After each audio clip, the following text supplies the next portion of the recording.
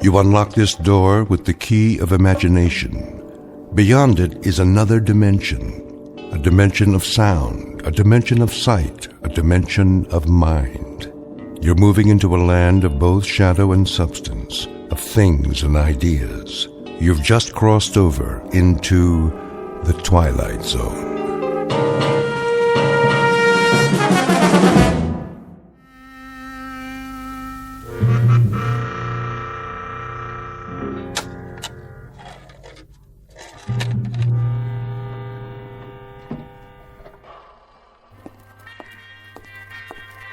Jason. Yes? Oh, hello, Evelyn. Can I talk to you? In a minute. Do you know what that is? What it is? That's Glenn Miller, Evie. Who? You don't remember him, do you? No, of course not. You weren't born yet. Jason. Truth be told, I wasn't either. But I had a collection of old-time records. Quite a collection. One of the best in the country. Glenn Miller, Harry James, Tommy Dorsey. Of course, that was before. They all got broken to pieces, along with everything else. Except for this one. Jason, they want to know. Know what? About the food. You have to tell them something. Wait till Mr. Goldsmith comes back from the cave. Did you know there was a place called the Meadowbrook on the old Pompton Turnpike? What's that? The Glenn Miller Orchestra used to broadcast from there. I read it in a book. Frank Daly's Meadowbrook on the Pompton Turnpike. Oh, what I'd give to have heard that on the radio. What's a radio? Well, it was a way for people to communicate. They sent out speeches, music, anything they felt like, for others to hear. Any time of the day or night, around the clock. Did they send food? What? Food, Jason. That's what we need. Look out the window. Everybody's in the street and they're hungry. They have to know about the food we found. It's not food unless we can eat it. Till then, it's just cans. Tell them to wait for Mr. Goldsmith. Tell them he's gone to ask the old man. I'm telling you, they're not going to wait any longer. Looks like there's a crack in this one, too. I'm sorry. It doesn't make any difference. All that was 1,000,000 years ago. That's where this music came from. 1,000,000 years ago. Just a ghost, like me. What about the canned goods? They're not ghosts. Hey, Jason! Is he back yet? Yeah, where is he? Sure been gone a long time. Maybe he's not coming. Are we supposed to starve or what? All right, I'm coming. Hold your horses, everybody.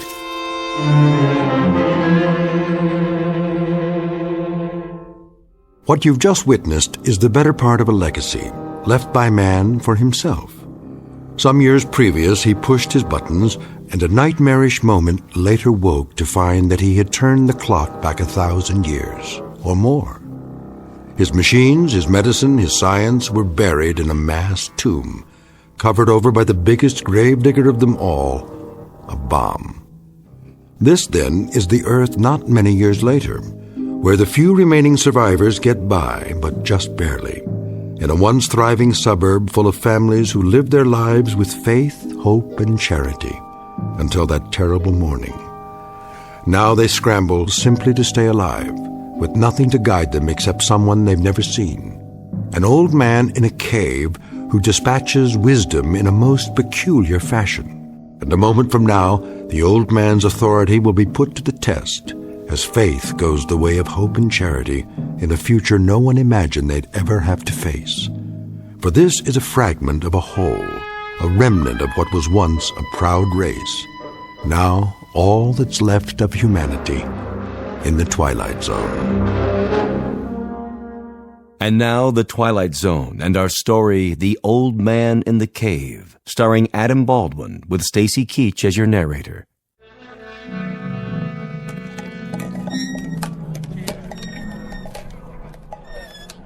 Put that can down. Look at this. It says peas and carrots. And sliced beef from Argentina. You know, the last time I had beef, I said, leave it. You been to the cave, Jason? Did you see Goldsmith? What's the matter with you people? Are you worried the old man's gone away? He's always been there. Well, hasn't he? But did he talk to Goldsmith yet? Goldsmith's waiting for the message. As soon as he gets it, he'll bring it down and share it with us. Is he asking about this food? I tell you, it's pre-bomb. Everything in the pile is pre-bomb. We don't know that. Look at it. It's safe as anything. I'm surprised at you. I'm surprised at all of you. We have no way of knowing... Why do we have to wait for the old man? Why don't we just take our chances with it? We already took our chances. What's that in your hand? See this? The old man told us not to plant on the north acreage, and this is what came up. I know what those are. Those are carrots, just like on the can. Did these grow, Evie? Or did someone leave them to us in a will? They were the best of the crop. The best? Then I'd hate to see the worst. But if we grew them ourselves, they must be okay. No, Evie's right. I don't think we ought to eat these. Too much of a risk. Maybe we just better bury them with honors. But that's what Goldsmith went to the cave for. That and the canned goods, to find out what land we could try next. If the old man says it's okay... The old man, indeed. God knows where he gets his knowledge, but he knows about land. You remember the tomatoes that came up? After he sent a message telling us not to plant them... They were deformed, too. Monstrous is the word. Looked like rotten watermelons, and tasted like nothing fit for a human. But these cans, they didn't grow. We found them buried by the road. Let's wait till Mr. Goldsmith comes back. Wait till he has a chance to ask. You know, man doesn't live by bread and canned goods alone, or free carrots or mutated tomatoes. But do me a favor, will you? Just don't ask me what he does live by. In this 20th illustrious year after the bomb, I wouldn't be able to tell you. Attention! Attention! There's Goldsmith. We'll find out once and for all. We have just had a communication from the old man in the cave. And? There is an 80% possibility of rain tomorrow. The wind is from the northeast. This means there will very likely be a high radioactivity count in the precipitation. All of you are asked to remain indoors and stay there until otherwise advised. All barrels should be placed upside down and all water troughs covered. See to it that no one touches any rainwater till it's been thoroughly examined. What about the canned goods? The old man says they're probably contaminated. What? If so, they should be destroyed. How does he know that? He hasn't even seen them. There's no telling where it came from or when it was canned. I think we'd best leave it alone for a while, at least till I ask the old man again. Why can't he tell us now? He has a lot on his mind, but he's never told us wrong before, has he? Quiet. What's the matter? Listen. I remember that sound. So do I. It's a truck of some kind. Where do they get their gasoline? Then it must be Army.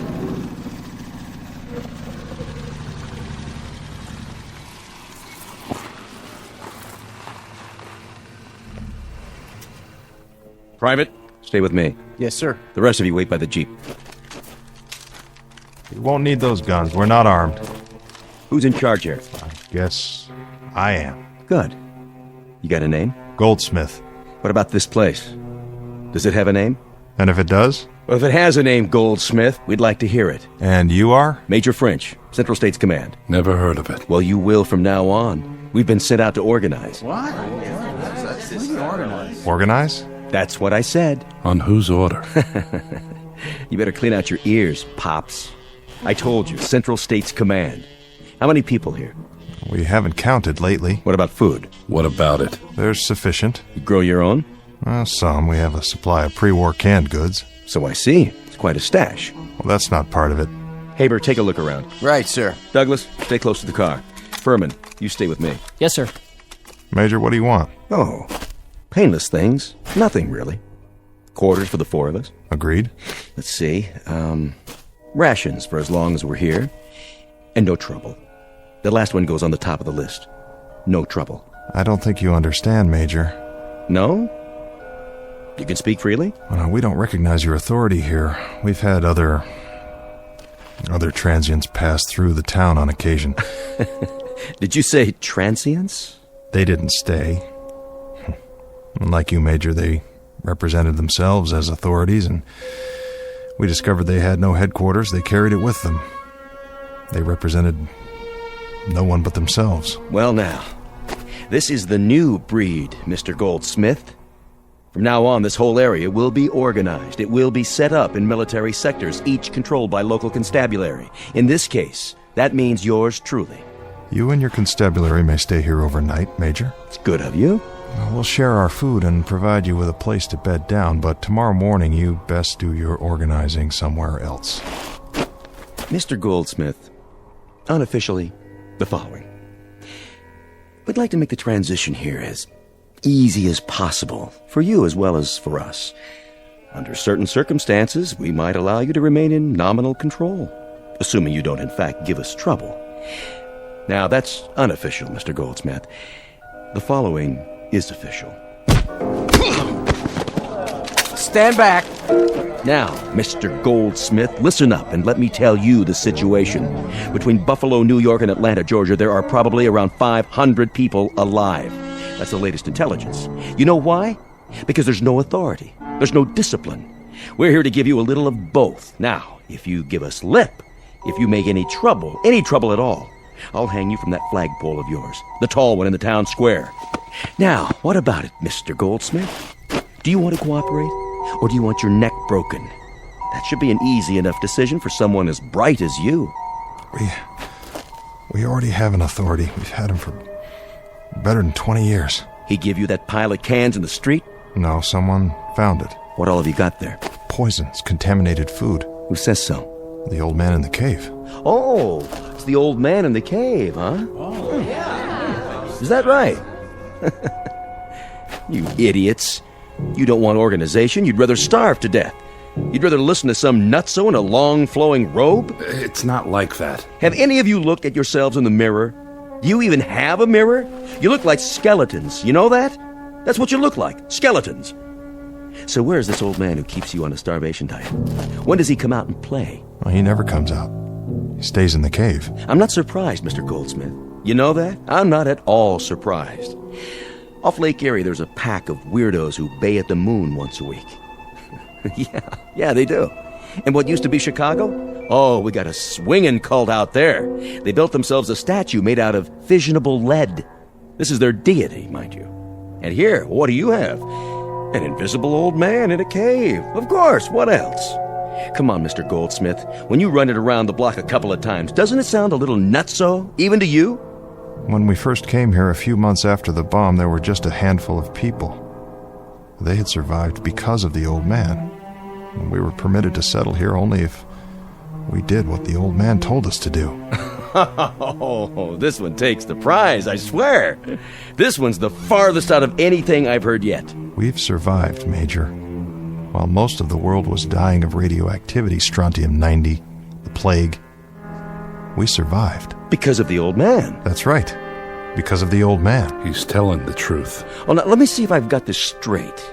He cues you, huh? He tells you what's radioactive, what's not, what's poisonous, whether the sun's coming out tomorrow. I mean, the whole bit. The whole bit, Major French. As long as he's alive, we'll be alive. All right, then. Let's go meet him. You can't do that. No? Why not? I want to meet him. He must be some kind of genius, this guy. I say we send a team up to the cave right now and check out what he has to say. Please, Major, you don't understand. Then help me to understand. And there's only one way to do that. I want to meet this guru of yours, in person. Do I make myself perfectly clear?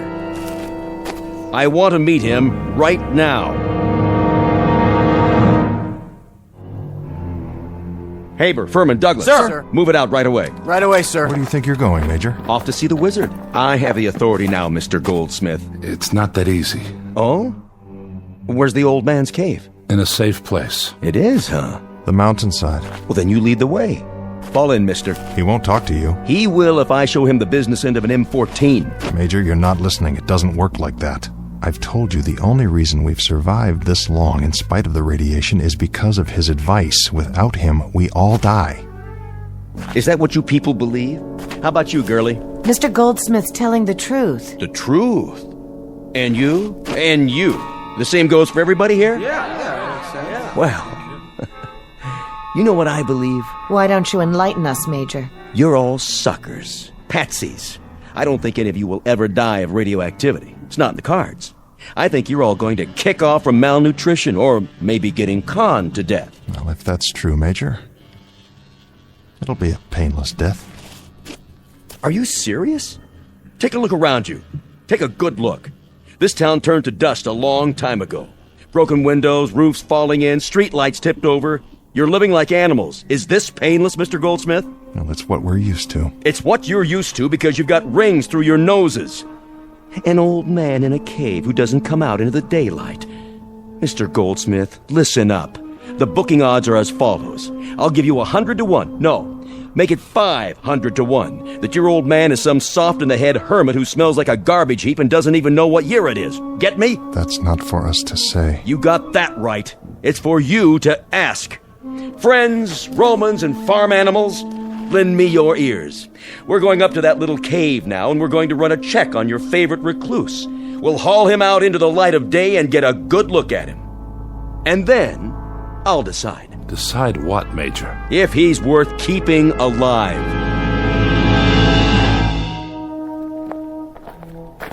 How much farther? Don't worry, Major. We'll be there soon. If you're trying to pull something, Goldsmith. Just beyond the burned-out trees, there's a rise, and then the mountains. I'll show you. Furman. Yes, sir? You and Douglas pull ahead. Haber, keep everybody on the path. No problem, sir. Goldsmith, do you realize what you're doing? I believe I do. But when we get there, what if they... What, Jason? What if they execute him? Then where will we be? Well, they won't. How do you know that? They can't. Have you seen the Major's eyes? That man doesn't care about anyone but himself. He's the kind who started this war. And if he has his way, the old man is finished. We'll see about that. Hold up, Major. I think we found it. Good. Everybody, stand back. Is this what you wanted to see, Major? It looks like a solid steel panel, sir. Built flush into the base of the mountain. All right, Mr. Goldsmith, tell us about it. Nothing much to tell. How does it open? I don't know. To my knowledge, it's never been opened. Suppose I were to strip off your skin an inch at a time. Would that increase your knowledge? Oh, you could do that, Major, all the way to the bone. I'd have to tell you the same thing. I don't know how the door opens, or if it opens. The old man lives inside? That's right. And he never comes out? That's my understanding. I hate to press you, Mr. Goldsmith, but what does he eat? How does he live? How does he stay alive? I couldn't say. How do you know he's in there? How do you communicate with him? He sends out notes, messages under the door. There's a small slot right here. Let's see.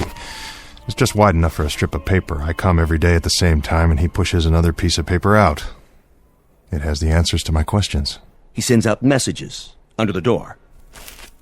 We have a winner, gentlemen. This one takes the blue ribbon. The Village Idiots, led by an idiot. You in there! I've got a question. Your people are starving to death. They found a pile of food, but they're afraid to eat it. They're afraid of their own shadows. So, what's the word? Give me one good reason why they can't live like human beings. You're listening, old man? Answer me. I'm the law here now. Are you deaf? Or do you want it all for yourself? Is that it? Open up. He won't respond to you that way. Well, of course he won't, because he's not in there. This is your answer, everybody. A big fat zero. Major, please. You! Are you speaking to me? You believe this stuff? I suppose so. You suppose so? You suppose there's an old guy in this cave who sends out orders whenever he gets the urge? Man, oh man. I wish I'd been around when there was a Brooklyn Bridge to sell, because I could have made a fortune off this bunch. Furman. Sir. Shoot it open.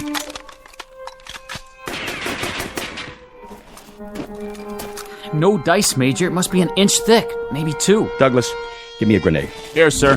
What's he doing? Better make tracks, friends. This one's going to do some damage.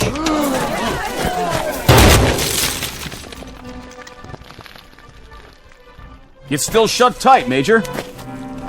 Hey, old man! It's getting dark. If we're gonna find our way back... You in there, listen up. I'm not through with you yet. I haven't even started. Goldsmith. What is it, Jason? You know how to open the door. I know you do. I know how to open the door, but I took an oath that I never would. My predecessor took the same oath, and that door has remained closed. No one will get into that cave. No one will ever touch the old man. Who is he? Where did he come from? A question oft asked, and a question never answered. Well, the Major is going to get an answer, one way or another. You can bet on that. It makes no difference, Jason. He's kept us alive. That's all that matters. Now, come on, old friend. Let's go home.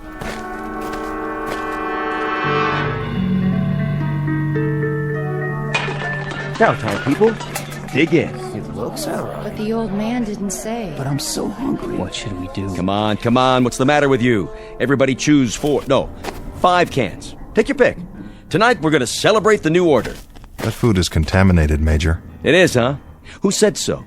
The man who wasn't there? There's every possibility that those cans contain enough strontium-90 to kill all the people in this village. Yeah? Funny. I listened real close, and I didn't hear a single word from that guru of yours. Haber, give me a bayonet. Sir. What are you doing? I'm opening a can of, what's it say? Tropical fruit salad. I remember fruit salad. Do you? The kind with the little red cherries. Let's see what else is in here. Pineapple, peaches, pears. I warned you. My stomach. You see, this is what happens when you... See what? Just a little performance for the yokels to keep them, on their toes. But you knew that, didn't you, Mr. Goldsmith? There's nothing wrong with this food. It's positively scrumptious. Well, say something. Tell me how disappointed you are. You're a nutcase, There's enough grub in that pile to keep you alive for years. There's enough poison in that pile to kill us all in days or hours. Much of it was canned after the bomb. We have no idea where it came from or who processed it. Some of the cans are only cheap plastic. It's porous. We have no idea what seeped into them from the air. Let's lay it on the line, shall we? Any of you who want a good meal for a change, dig in. For the rest of you who still want to play kindergarten, go home and gnaw on a bone. I'll try one. I guess it wouldn't hurt to sample it if we're careful. Don't be fools. Don't commit suicide because a couple of pack rats invade our homes and decide to turn things upside down. Let them be, Goldsmith. If they want to eat that stuff, let them eat it. The old man warned us about this. He told us it might be contaminated. We've got to bury it. Get out of my way. I say it's all right. He tested it. There's nothing you can do. If they're willing to risk it, that's up to them now. I'm afraid you're right, Evelyn. I've said my piece. The only thing left to say is, may God help us. Hey, looky! We just repealed Prohibition! All over again! Goldsmith, over here. Let him go. But I wanted to have a drink with them. Have one with me. I got plenty. What's that one? Single malt Scotch whiskey. Here, give it a try. Like Christmas. Just like Christmas, huh? Thanksgiving. Thanksgiving, too. You got a name? Jason. Jason. Where's your golden fleece? I'm a very literate man. I went to college. Did you know that, Jason? I went to college. What did you learn? Why, it's the famous Mr. Goldsmith, keeper of the legend, protector of the fables, Lord High Chamberlain of the cave. You look hungry and thirsty. How about a drink? You got 100 cases of that hooch inside. You want to start breaking every bottle? You got yourself a man's job. Do you have any idea? Do you have any remote idea what you've brought to this village? Mr. Goldsmith, what I've brought to this village is the first square meal any of them have had in 20 years, and the first hours of pleasure they've had since you started leading them around by the nose. Why don't you give up the ghost, old man? Unbend. Why not? Can you answer me? You came as intruders, but now you're murderers. There's no telling how many people will die because of what you've done tonight. The old man told us dozens of times about food like this. He warned us. Now hear this. The old man... Well, there isn't any old man in the cave. He's a lie. He's a concoction. You made him up. You cut him out of whole cloth. Nobody's seen him, nobody's heard him, nobody knows who he is or where he's from. He's there just the same, whether you believe in him or not. Prove it. We've survived for 20 years. That's all the proof we need. Speak for yourself. By the looks of it, I'd say there aren't many believers left. You're on your own now. Open the cave, Goldsmith. Prove it that way. Maybe I can explain something. Go ahead. There were 2 men here right after the bomb. Scientists. That's all we knew about them. When they died, they gave the secret to another man, and he gave it to Goldsmith. Now he's the only one who knows how to open the door. I don't know what your game is, Goldsmith. I don't know how you get paid off. But it's time you let these people fill their bellies. It's time you open that cave and let them see who's kept them hungry all these years. Listen to him. You'll have to kill me, French. Mister, I've killed 100 times you. And that's how I've stayed alive. You, Jason, get your people together. You know what we have to do. Everybody follow us. Light some torches. We're going to the cave. We're going to open it. We're going to get the old man. Jason, for the love of God. You get it, Mr. Goldsmith? This is the Renaissance. This is the New Age. And you're going to usher it in. From now on, the people are going to eat and drink and walk in the rain. You're going to grow whatever you want, whenever you want, and your old man, whoever he is, he's going to abdicate the throne. Douglas, Furman. Any trouble, sir? Put Mr. Goldsmith in the back seat and see that he doesn't try to run. We're going to take a drive up to the cave.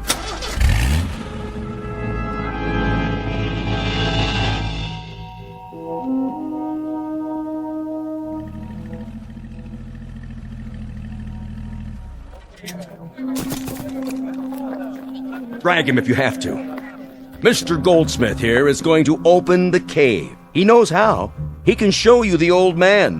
One thing he can't do is explain why you've been half-starved, half-frozen, and half-baked to death for all these years.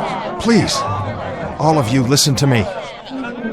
There's no reason under the sun for this cave to be open. The only thing you need to know is that the old man has kept us alive. We're hungry. Do you understand? We're hungry. We've survived, but we haven't lived. He's never let us. He didn't drop the bomb, Jason. He didn't kill off the world. That's what we did to ourselves. All he's done is let us survive our mistake. All he's done is give us a chance to plant a seed again and let it grow. In that cave is all the compassion that's left on Earth. No more talk. Do it. Now. There's a switch under this rock. Let me tell you all something. Now the damage has been done. The destruction is complete. Irrevocable. You, Mr. French. When we talked about the ways that men could die, we forgot the chief method of execution. We forgot faithlessness. Enough! You've listened to him for years. That's all you've done. You've listened, and then, when he said jump, you jumped. When he said breathe, you breathed. And when he said starve, you starved. I'll tell you what's in this cave.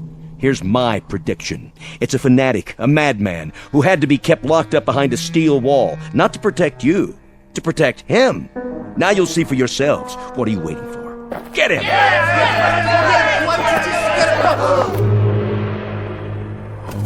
God. Oh, my dear God. It's a machine. It's called a computer. This is your old man. This is your tyrant, your dictator. Kill it. You've been hungry long enough. Kill it now!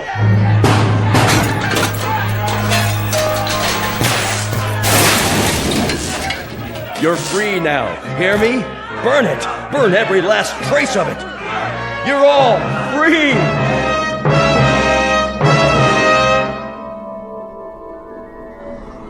It hurts. My stomach. Help me. My skin is burning. Please. Goldsmith, please help us. Mr. Goldsmith? Evelyn? I didn't think anyone else was alive. At least not for much longer. I took your advice. I didn't eat the food or drink anything last night. Why? I don't know. Faith, I guess, if that's what you call it. If it was good enough all these years, well, that must mean something. Does it? It didn't mean anything to Major French and his men. What are all those people outside? Not to any of them. Is there anything we can do? No. I know there might be a treatment of some sort to prolong their lives, but I don't have that information. It died last night back in the cave, along with all the rest of our knowledge. I know some things. I'm sure you do, Evie. For instance, it's going to rain today. Why, you can't know that? Yes, I can. I can feel it. Can't you? I'm not sure. Well, that's my prediction. We'll have to move the bodies, bury them. Yes, there are so many. You can hardly walk. I moved one already. You moved? Inside. He's laying down, over here. Goldsmith? That you? Jason? Jason, I'm so terribly sorry. So am I. I'm the one who's so sorry. You're not to blame. Maybe this has to be the destiny of man. I wonder if that's true. I wonder. Jake, I just... Oh.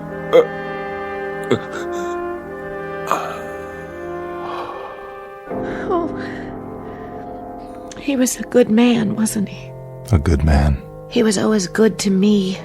That's why I helped him in. He said he wanted to hear something one last time, and now it's too late. Wait. I think I know what he wanted. And what was that? This.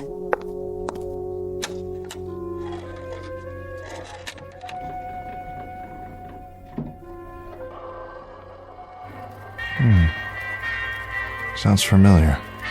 Can't quite place it. I can. A man named Glenn Miller. It's called Moonlight Serenade. Well, I'll be. There's your rain, Evie. Do you mind? Do you mind if we just sit here for a while longer before we move the bodies? No, I don't mind. At all. I like the sound. So do I, Evie. So do I.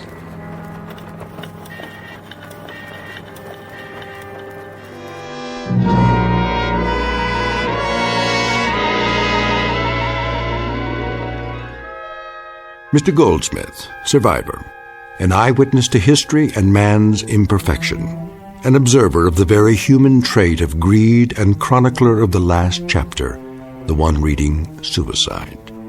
Not a prediction of what is to be, just a projection of what could be in the Twilight Zone.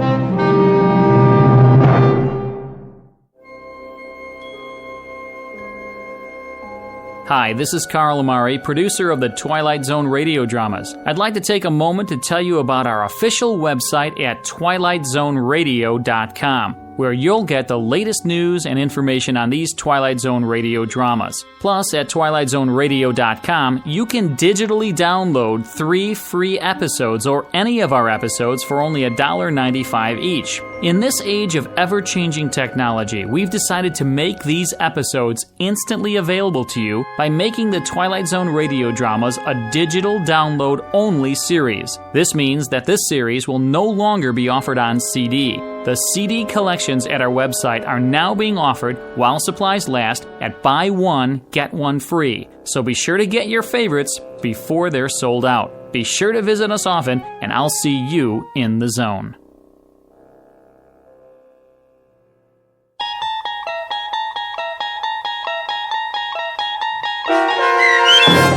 The Old Man in the Cave, starring Adam Baldwin, with Stacy Keach as your narrator, was adapted for radio by Dennis Etchison and based on a script by Rod Serling from a story by Henry Slesser. Heard in the cast were Mike Starr, Doug James, Kurt Nabig, Deb Dotzer, Jeff Lupetin, Sarah Marks, Carl Amari, Roger Wolski, and Vince Amari. To learn more about the Twilight Zone radio dramas and to obtain audio cassettes and CDs of these programs, visit our website at twilightzoneradio.com. This copyrighted radio series is produced and directed by Carl Amari and Roger Wolski for Falcon Picture Group. Doug James speaking.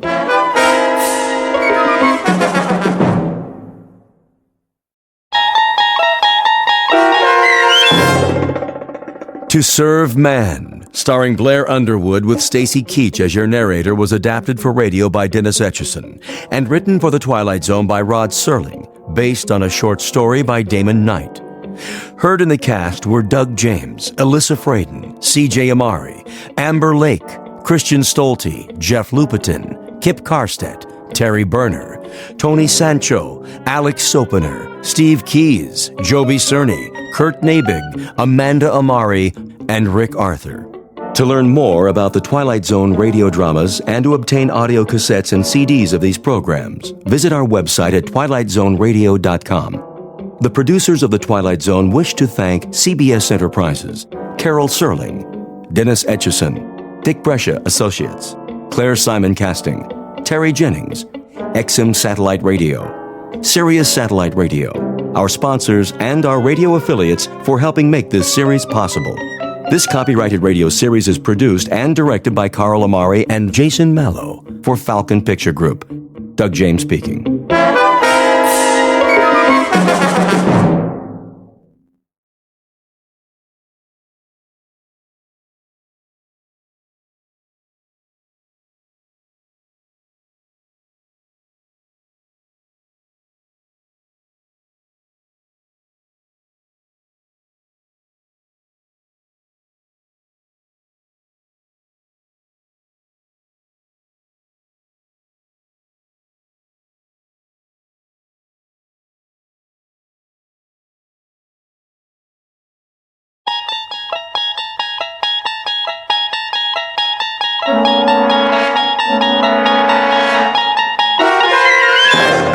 You're traveling through another dimension. A dimension not only of sight and sound, but of mind. A journey into a wondrous land whose boundaries are those of imagination. Your next stop, the Twilight Zone.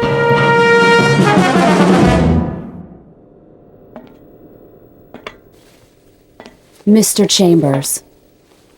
Mr. Chambers. Now what? It is a mealtime. Repeat, mealtime. How exciting. Kindly state your preference, please. You really think I care? We have a full menu on board, suitable for human consumption. It has been designed to meet your dietary needs. I don't have an appetite. That does not compute, Mr. Chambers. I said I am not hungry, all right, ship? Very well. I'll let you know when.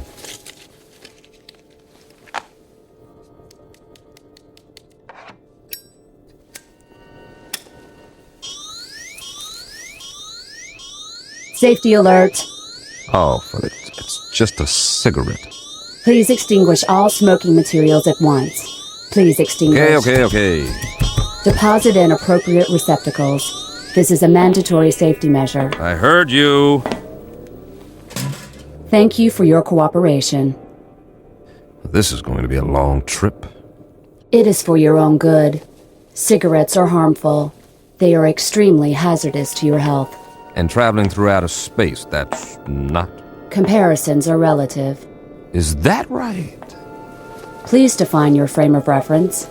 Well, here's a reference for you. The moon. Which moon? Anyone will do. As in, why don't you go take a flying jump at it?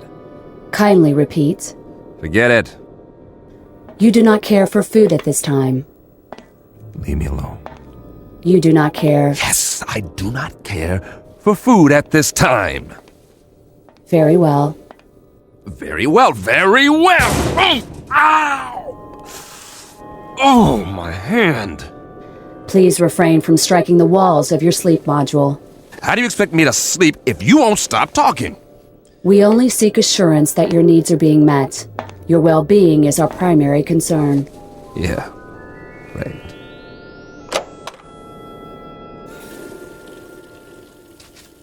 Please conserve water. A man's got a right to wash his face if he feels like it. Mr. Chambers, your trip requires the careful use of life-sustaining resources. Please conserve the water supply. I forget it. I'm going to lie down now. Try and catch some shut-eye. Nothing else to do. As you wish. Wait. Are you there, ship? Yes. What time is it? Your question is meaningless. Why? There is no time and space. Look, I only want to know. This is to say, there is no chronology that can be calibrated without a reference point. What time is it on Earth? Can you tell me that without an exercise in Euclidean geometry? Just tell me what the time is back home. What is the location of back home? New York City. In New York City, it would be 12 noon. 12 noon. Imagine that. I do not understand your request. Please rephrase. Leave me alone now. You wish solitude. Yes, I wish solitude. Very well.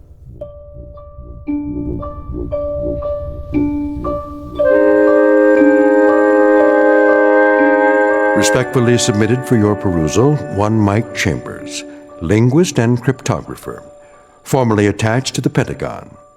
A highly educated individual who can break any code and decipher any language, at least on Earth. A man who shook hands, figuratively speaking, with a modern-day Christopher Columbus from another world. The height of this creature, a little over 9 feet, give or take a few millimeters. Weight, in the neighborhood of 350 pounds. Origin, unknown. Motives? Well now, therein lies the tale. And it's no ordinary one. You'd best hear the story from Mr. Chambers himself. Just remember, you're not on the Earth anymore. You're traveling at something close to light speed on a journey that will take you directly through the Twilight Zone.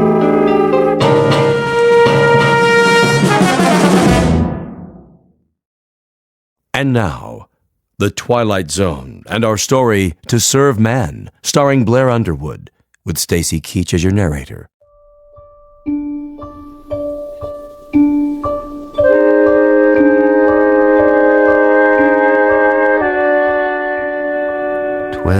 Noon. Somewhere. But not here. This is the way nightmares begin. Or more to the point, the way they end.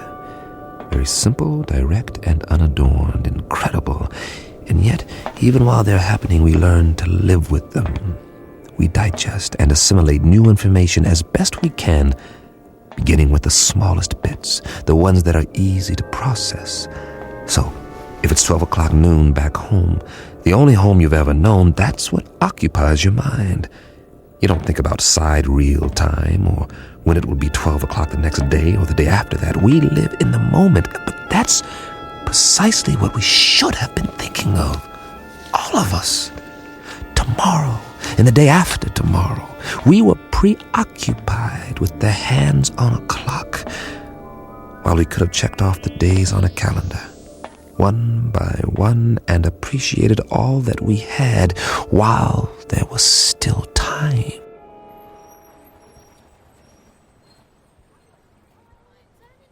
It started on an April day. It was noon then, too. And people walked and drove and bought and sold and fretted and laughed as they have always done. The world went on much as it had, with a tentative tiptoeing along the precipice of crisis. There was the economy to worry about, and wars, and the Middle East, and all the other myriad problems, major and minor, that had been with us for years, but they had somehow begun to lose their edge. I suppose because we had grown so accustomed to them. And that's when it happened. Mommy, what's that? Why, I don't know. Something flying over in the sky. It must be an airplane. But it's so bright. I know what it is. It's a flying saucer. Oh, it can't be. Look, it is. That's when we first heard they had come. And that's when we should have prepared ourselves, but we didn't. Instead, we milled around like farm animals, worried only about our creature comforts, while the Secretary General of the United Nations made the first official announcement. I watched that broadcast, the same as you did, live from the lobby of the UN in New York City. It came from the lobby, not the General Assembly. That rather large auditorium was empty, not due to a long lunch hour or an ambassadorial walkout or even the end of the world. The representatives of all nations were at that moment watching their television sets and listening to their radios, much as were their peoples around the world. For, as it turned out, this would be a rather momentous afternoon. Ladies and gentlemen of the press, is this thing on? If you could move back, please, the Secretary General will answer all your questions. Move in. I'm trying. It's a shot. Where's the other mic? Take evening news remote. Take one. Get it now. This is live. Mr. Secretary, if we can have a shot of you. Look at the cameras, please. Please, ladies and gentlemen, may I have your attention? Quiet, please. No questions just yet. I have a prepared statement. I say I have a prepared statement.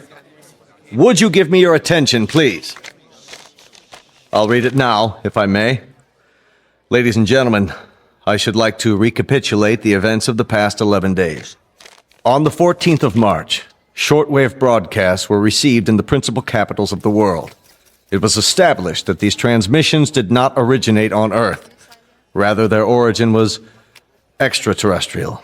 The first messages were merely announcements that there would soon be multiple landings at various points around the globe. We were assured that these landings would be peaceful and that there was no cause for alarm. Nevertheless, United Nations forces were put on alert. As you know, these broadcasts continued to grow in strength for several days. Is it true that they've landed? Please, no questions yet. At 11 this morning, Eastern Standard Time, the first landing took place in an area outside Newark, New Jersey. We have subsequent reports of additional landings in Russia, Norway, the southern coast of France, Rio de Janeiro, and several other locations. It is the position of the United Nations that it would be premature to assume hostile intent. Our recommendation is that the world's countries remain calm and make no show of force. All governments are being apprised of these events as they develop. The current situation at present is therefore... What do they look like? Yeah, what do they look like? Are they human? Or are they little green men? What do they want here anyway? As of this moment, we do not know who they are or the purpose of their arrival. We know only that several of their craft have touched down and that... Hold on, Mr. Secretary. Who's that? Looks like the guys from the Pentagon. What are they here for? Must be something big. Sir. Tell them that we have to do this. Are you sure? Quite sure. We've cleared it with the White House. All right. It seems that one of the craft has just landed a few blocks away. One of the representatives of the visitors is apparently on his way to this building. Now? All the wires. Give me a direct feed now. It appears that he has requested an audience with the General Assembly. That's correct. In a few moments, we'll reassemble in the... Good Lord.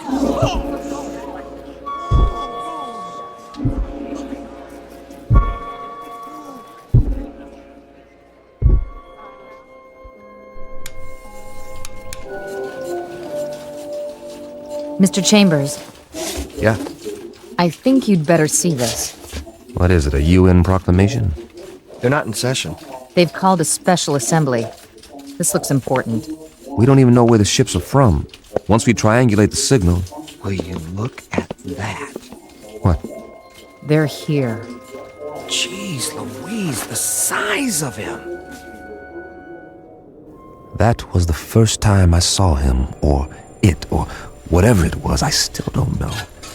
Judging by the Secretary General, it was at least 9 or 10 feet tall, and I stood there watching the TV screen like everyone else, and just like you, I didn't know quite what to think.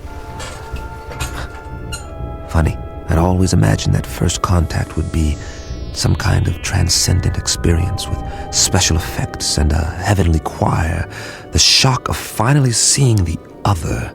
Something not human, that's not from around here, definitely not. But to be honest, all I felt was a kind of detached scientific curiosity.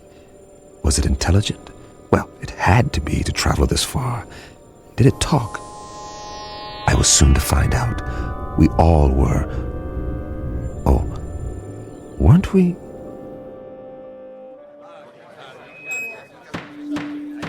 Come to order, please. May I have your attention? Not all of our member nations are here yet, but our visitor has requested an opportunity to address the assembly. So, for the moment, I would ask you all to be patient. Please, order! Order! Remain calm! The floor is yours, Mr. Or rather... Ladies and gentlemen of Earth, we greet you in peace and friendship. We come from a planet beyond your solar system and well beyond your galaxy. A planet far more developed than yours. Why are you here?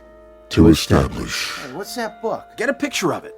What's the title? I can't see. He's not even moving his lips. He doesn't have lips, does he? To establish embassies here, and in the near future to set up reciprocal visits between Earth people and Canimets. Canimets, what's that? Must be what they're called. Write that down. Canimets. How do you spell it? Speaking on behalf of the governments of the people of Earth, we bid you, Canimets, welcome. How shall I address you? I have no name, as you understand the term, but you must have many questions. Please, feel free to ask me anything at all, of any nature. We have a great many questions, but to proceed in an orderly fashion, how did you discover us? How do you know our language? And as to your own planet, what is its political and social makeup? Of course, we most fervently wish to know why you have chosen us to... First of all, we must make the following admission. We do not know your language. Then how... Our own methods of communications are mental rather than verbal. Hence, the voice you hear is artificially generated. Your words, or rather, your thoughts, are received and processed by an automatic translation device. My responses are in turn electronically altered to simulate vocal sounds in a language known to you. You cannot speak, then? Not in the literal sense. Astonishing. We understand you perfectly. As to your other queries, our planet is not visible to you. It lies far beyond what you call the known universe, but it is highly advanced technologically. Its political and social makeup are complex. I cannot describe it without first educating you in the basics of our society. That may be a lengthy process. Are you willing to be interrogated here at the United Nations in a special plenary session? All of our nation's representatives could attend. I'm sure they have many questions. I would be delighted. I believe that is the proper response. We thank you for your courtesy.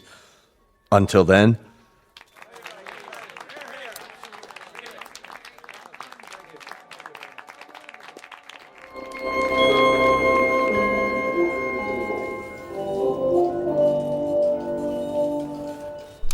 Well, that's it. For now. Can't get over the size of him. Are you sure they're not using trick photography? No way. It's a live feed on all the networks. What do you make of that little book? It only looks little in his hands. It's probably a perfectly normal hardcover. There's nothing normal about it if you brought it all this way. Maybe it's a dictionary. the most commonly used phrases. You wouldn't need a dictionary. He said they have an automatic translation machine. A guidebook, then. Protocols, that sort of thing. There's something printed on the cover. If we could just get a view of it. It's not in any language we know, that's for sure. No, maybe not, but any group of symbols can be deciphered. Even non-human symbols? That would be a tough one, all right. If he brings it with him next time, I can capture the image and try to enhance it. Do that, would you, Randall? This may be the challenge of a lifetime. I have got to know what it says.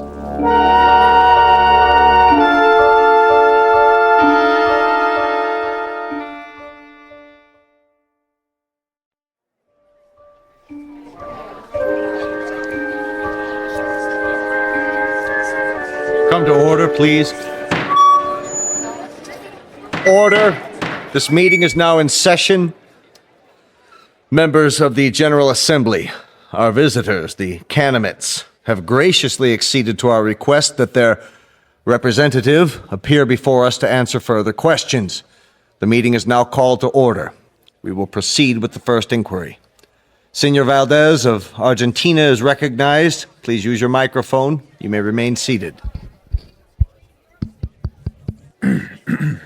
Why, may I ask, why exactly have you chosen our planet for this visit?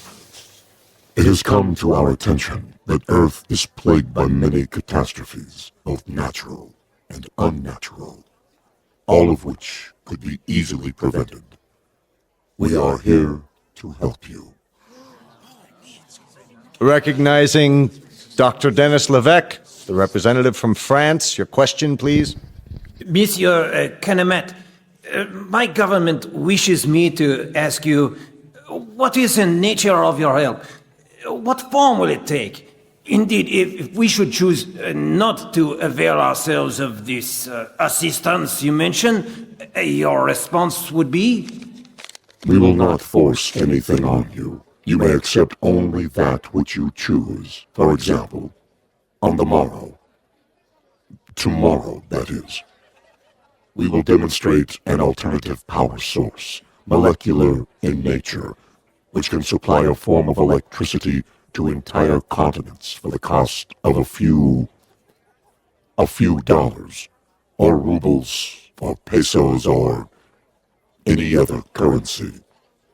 You will find it extremely economical. Mr. Grigori, the Russian delegate, you have the floor. We would like to ask the Canamet directly, man to man, what are its true motives? Are we to assume that your purpose is totally altruistic? That you have an abiding interest in helping others? Are we further to assume that there is nothing beyond this boundless humanity of which you speak? There is nothing ulterior in our motives. You will discover this for yourselves soon enough, by testing the various devices we make available to you. What devices? I think the representative has answered your question. For example, we can show you a simple way to add nitrate to the soil and end famine on Earth. We can demonstrate the principles of a practical force field to cloak each nation with an invisible wall, impenetrable by bombs, missiles, or any other weapons. This will bring international peace for all time, if that is what you want. Of course it is what we want. Of course it is what we want. In return, we ask that you trust us. Only that you trust us.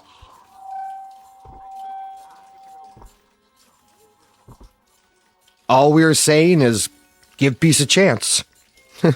Well, why not? Nothing else seems to work. Wait a minute. Enlarge the image. Did I just see what I thought I saw? You sure did. The Canamet left his book on the podium. Well, I'll be. He doesn't seem to have noticed. Cross your fingers. I want that book. I have a feeling it'll tell us plenty. Everything we need to know. If we can decipher it, Get on the phone and call the floor now. Tell one of the aides to pick it up with a stack of papers. Anything. Stage a distraction if necessary, but get it. Okay. That book may turn out to be the most important one ever printed. Here or anywhere else in the known universe.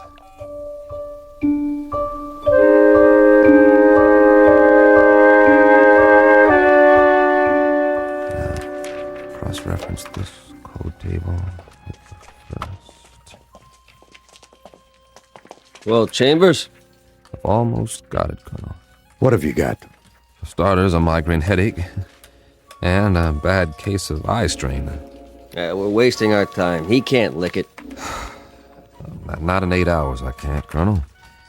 It took almost a year to crack the Japanese code in World War II, and they had an army of experts working on it. This is the language of people from outer space, probably 500 times as intelligent as we are and 1,000 times more complex. You need help?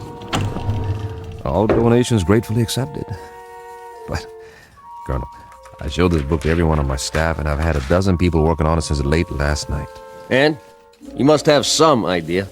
See for yourself. We've tried pretty much everything. Single transposition, double transposition, every method of cryptography there is. Nothing seems to work on these pages. They're more like hieroglyphs, but with no known pictographic references. Is that what they are? Hieroglyphs? They have certain things in common with ancient Egyptian writing, but much more complicated. And we have no Rosetta Stone to decode it, so I can't honestly say whether we're any closer now or if we're still a million miles away. So you can't decipher it? We can keep trying, that's all. Standard, reversed, direct, systematically mixed, keyword mixed, random mixed, reciprocal conjugate, every sequence we can come up with. But I can tell you something right now, Colonel, both of you. This is a tough nut. A real tough nut. If it weren't so important. It must be. That Canamit, or whatever he calls himself, made reference to it every third line in his speech. The White House agrees. If we could understand this book, we might be able to decipher the Canamits themselves. I'm beginning to wonder if they need deciphering. What? Well, they've done all right by us so far. You mean they're demonstrations? It's parlor tricks. They don't seem like parlor tricks. That nitrate device they used in Argentina this morning. Now the soil has more vitamins in it than a health food store. That doesn't prove anything. I know that part of the country. It's as barren and fruitless as any place on Earth, and there are actually weeds growing in it now. 6 hours after the nitrate process. And the answer is in this book. It might be. And we might lick it or we might not, but I've got a strange feeling that... That what? That we're looking a gift horse in the mouth, and I've got another funny feeling, too. And that is? That if these Canamits are as helpful as I think they are, you two boys will be out of a job, and so will I, in all probability. And very likely so will the whole UN. You won't need armies, or navies, or air forces, or security divisions, or world courts. They'll all be obsolete. Am I to assume, Mr. Chambers, that this is a scientific analysis, or just some Kentucky windage? I don't know what it is, Colonel, beyond an instinctive feeling. The same feeling tells me that when everyone on Earth gets enough to eat, when there aren't any more wars or diseases or famines, this world is going to be a Garden of Eden that stretches from pole to pole. Your optimism is refreshing, Mr. Chambers. But for the time being, I consider it a personal favor, not to mention a direct order from the Chief of Staff, that you continue your efforts regardless of how your feelings change. Keep deciphering until you break this code or language or whatever it is, and tell us precisely what the bloody book says. I'll do my best. No promises, though, gentlemen. Now, if you'll let me get back to work. Jim, I think we've... What is it, Pat? We tried a new computer sequence. And? Look at this. We've got the title, anyway. You translated it. Are you sure? What does it say? This is an overlay. Place it over the cover of the book, like a template. Ah, brilliant. You're going to get a promotion out of this. You know that, don't you, Pat? No, it wasn't just me. Well, now, that makes the cheese a little more binding, doesn't it, Colonel? Let me see. It seems that our visitor's little textbook bears a very simple title right here on the cover. Well, what does it mean? What does it look like? I'd call that a fairly altruistic phrase, wouldn't you, Pat? I'd like to. It does seem unambiguous. It certainly does. It's a handbook. That's all. What does it say? Read the title for yourself. To serve man? This book is a set of instructions about how to do exactly what they've said. To help us, to help the world. How much clearer do you want it? They came here to serve man. That was the title of the book, no doubt about it. Pat and the rest of the staff had done it. They had come up with a template that deciphered the symbols on the cover, word for word. It was a place to start, and the most important one. At least we had confirmation of the Canamit's intentions. Everything they had said was quite literally true. They were here for our sake. Of course, not all governments would be as easily persuaded, so at a closed session of the Security Council, our visitor was put to the test.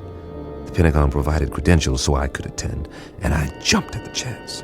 This was one meeting I couldn't afford to miss. If it went according to plan, the world would find out once and for all what, if anything, the Canamites wanted for themselves, and whether the price, if there was one, was something the Earth could afford to pay, though I, for one, didn't expect any surprises. Would you? Never in a million years.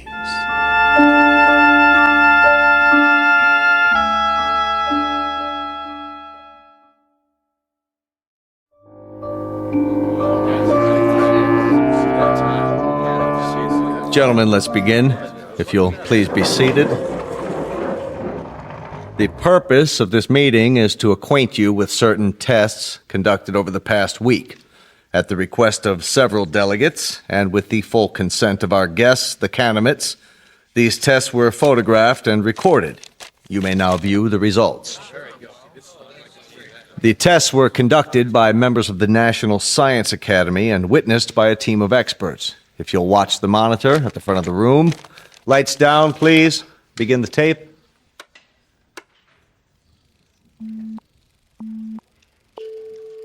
This machine is a polygraph, the standard instrument for measuring the proof or falsity of a statement. Since the physiology of the Canamites is unknown to us, our first objective is to determine whether they react to these measurements as human beings do. We will now proceed with a dry run to establish a baseline reading. Are you ready? I am ready. I trust our small chair is not too uncomfortable? Not at all. The sensor attached to the torso registers the pulse rate. The second attachment shows electrical conductivity in the palm of the hand as perspiration increases. And the third connection shows the pattern and intensity of electrical waves emanating from the brain. With human subjects, these readings vary markedly, depending upon whether the subject is speaking the truth. I understand. Then let us begin. And please answer the questions as I instructed you previously. Very well. Regarding the relative size of Canamites and human beings, tell me if you would, which is taller, a human or a Canamite? Humans. I shall now repeat the question. Which is taller than the other, a human or a Canamite? A Canamite. Very good. Next question. How did you come to this planet? We walked. Once more, how did you come to this planet? In a spaceship. Excellent. My colleagues and I are satisfied that the mechanism is effective.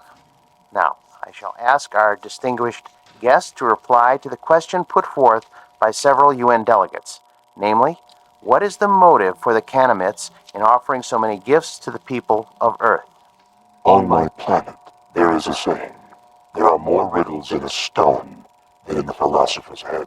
The motives of intelligent beings, though they may at times appear obscure, are simple compared to the complex workings of the natural universe. Therefore, I hope that the people of Earth will understand and believe when I tell you that our mission upon this planet is simply this, to bring to you the peace and plenty which we ourselves enjoy, and which we have brought to other races throughout the galaxies.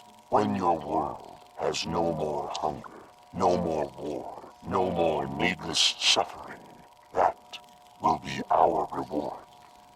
Thank you. Most profoundly. There you have it, gentlemen. Lights, please. I should like to pose a question. Yes, Grigori. Who is responsible for that circus? I assure you, Grigori, the tests were quite genuine. A circus, a second-rate farce. If they were genuine, Mr. Secretary, why has debate been stifled? There'll be time for discussion tomorrow, the next day, and throughout the week. No one is stifling debate. I would remind the delegate from Russia that everything the Kenemet has promised has not only worked, but worked beyond our expectations. The force field that was tested yesterday morning, nothing could get through. And suddenly we find ourselves in a brave new age, when none of us need fear a hydrogen bomb or a missile. We are on the threshold of peace, Monsieur Gregory. Peace as we have never known it. Niet. I say niet.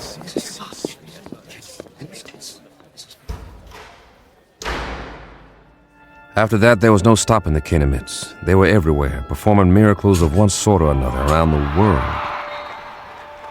Famine became a thing of the past as the fertility of arable land increased 100%.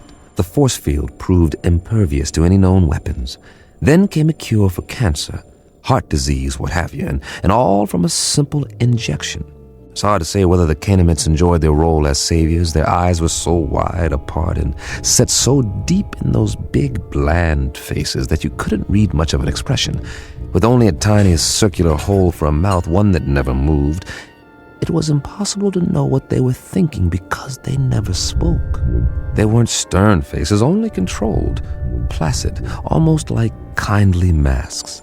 And they all looked exactly alike. They sounded the same, two calm, mechanical voices that came out of the translation devices under their robes. And then, one day, we were all out of a job, just as I had predicted. The computers and fail-safe machines in the Pentagon sat idle, covered in plastic sheeting, because no one was needed to run them anymore. As for code breakers, I might as well have stayed home. But something kept me there, as if I was waiting for the other shoe to drop.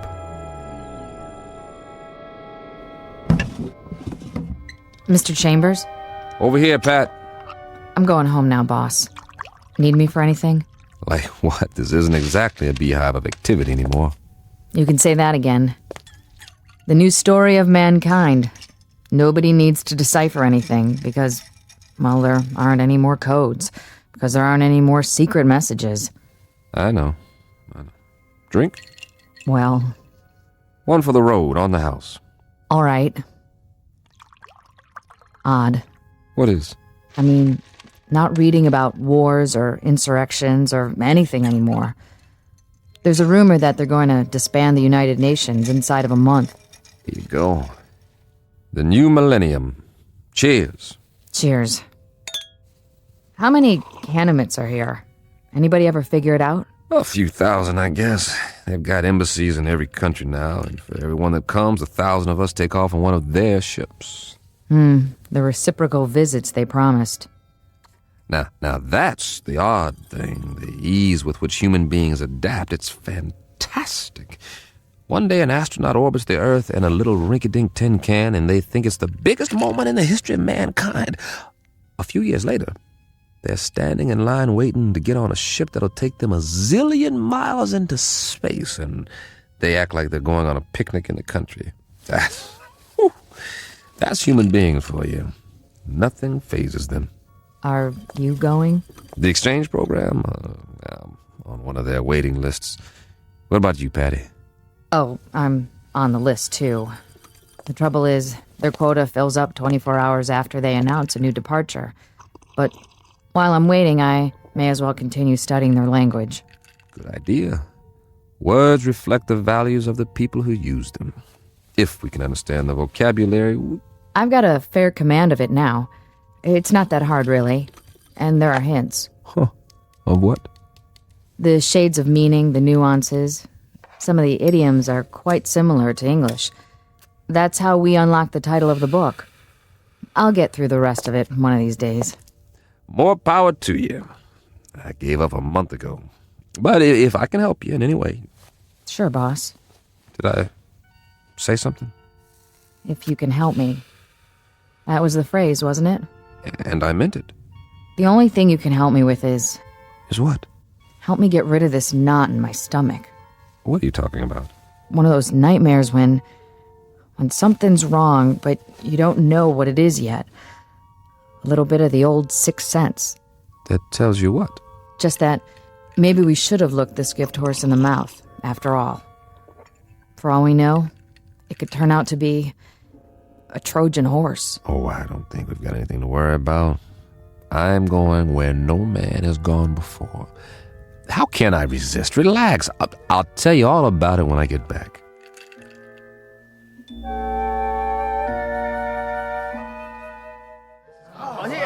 Please, get in line. One piece of luggage per person. This way to the loading platform.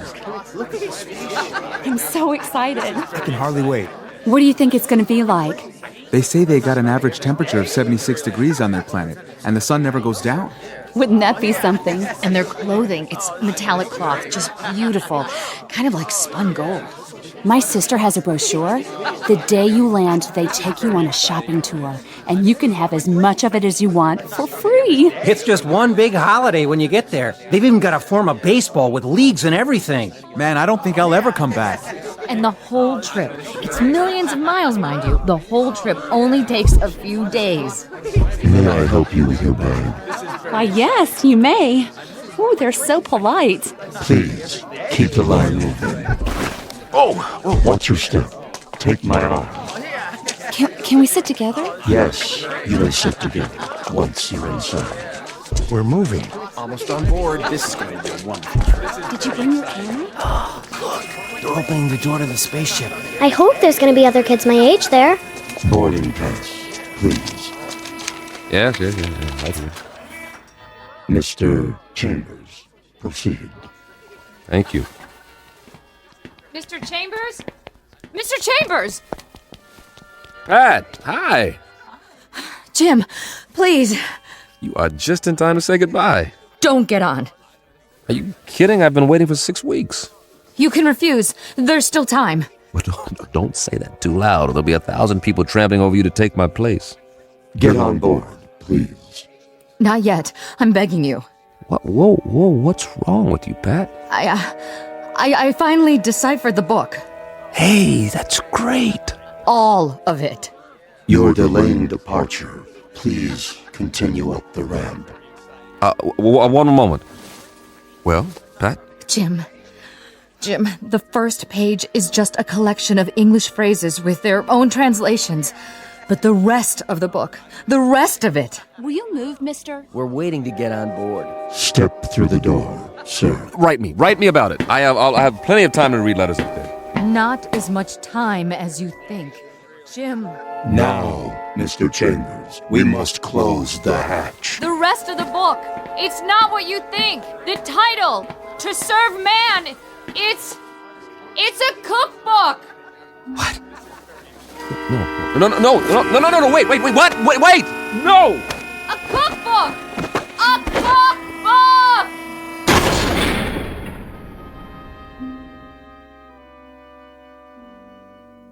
A very specific difference in points of view. To the wee ones, the little race of tourists known as humans, it's a marvelous adventure, a voyage to outer space, a chance to get away on the greatest vacation ever. But to the extra-large, granite-faced individuals known as Canamits, it's nothing more than a cattle car, a very comfortable supply ship, bringing food from the other end of the universe to a place where appetites must be enormous. As I say, it's all in the point of view, a lesson in language and semantics from the Twilight Zone.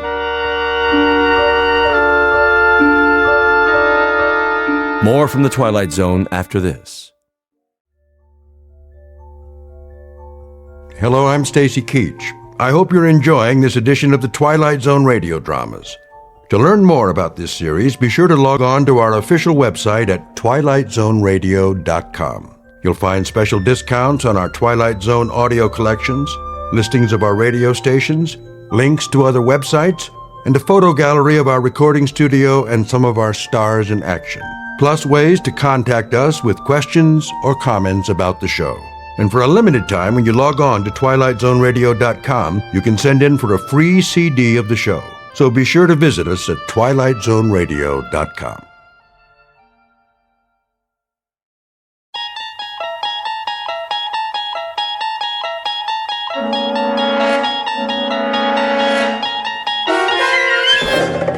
There is a fifth dimension beyond that which is known to man. It is a dimension as vast as space and as timeless as infinity. It is the middle ground between light and shadow, and it lies between the pit of man's fears and the summit of his knowledge. This is the dimension of imagination. It is an area which we call the Twilight Zone.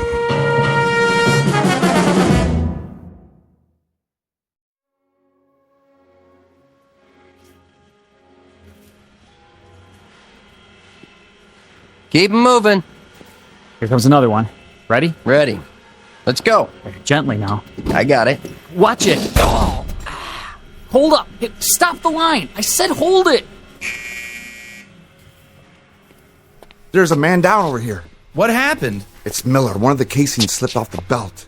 I'm all right. Get the line, boss, now. Sturka! Stand back. Lay him down flat.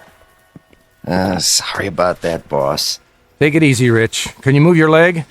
Yeah, nothing broken. Get him over to medical. I'm okay, I tell you. Just the same, let's be sure. What went wrong? I don't know. I told him to take his time.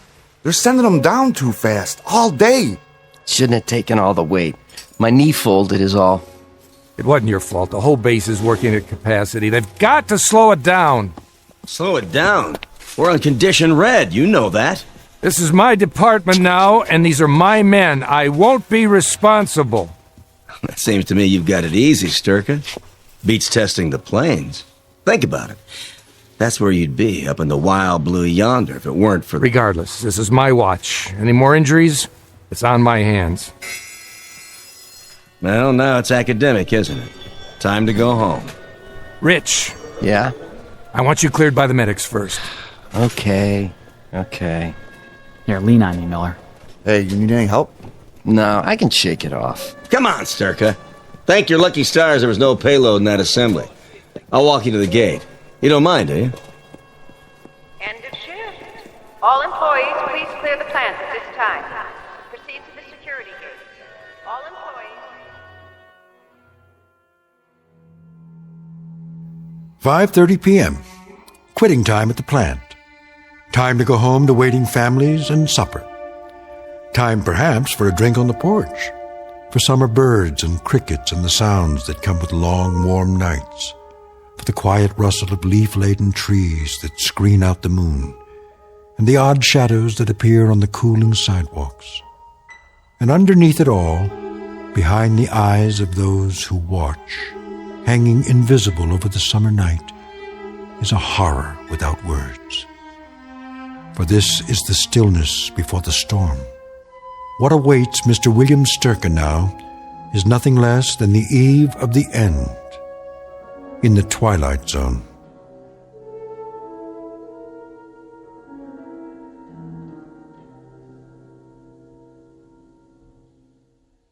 And now, The Twilight Zone and our story, Third from the Sun, starring Fred Willard, with Stacy Keach as your narrator. Next. Parkinson, chemical warfare. Parkinson, right. Next. Amberley, hydrogen armament. Check, move along. Mills, chemical weapons research. Where's your badge, Mills? Oh, right here. Check. Sturka, missile assembly? Got it. Thought you were on flight testing. I was, but they need all the manpower they can get on the floor. Keeping you pretty busy, huh? Very. I hear assembly's going on double shifts. That's what they say. Carling missile components. Okay, keep moving. Hold a gate, would you, Sturka? Sure. Long days, huh? Long enough. Say goodbye to coffee breaks. Your department's going full force, isn't it? Dawn to dusk. Ever wonder why? Well, I'll tell you. It's coming, boy. It's really coming this time. What is? The big one. I'll bet you while we're talking right now, the military's getting set. Got it all mapped out. No way to know a thing like that. Talk is 48 hours. Wait and see if I'm not right. 48 hours, and we'll have him in the air. Whoosh!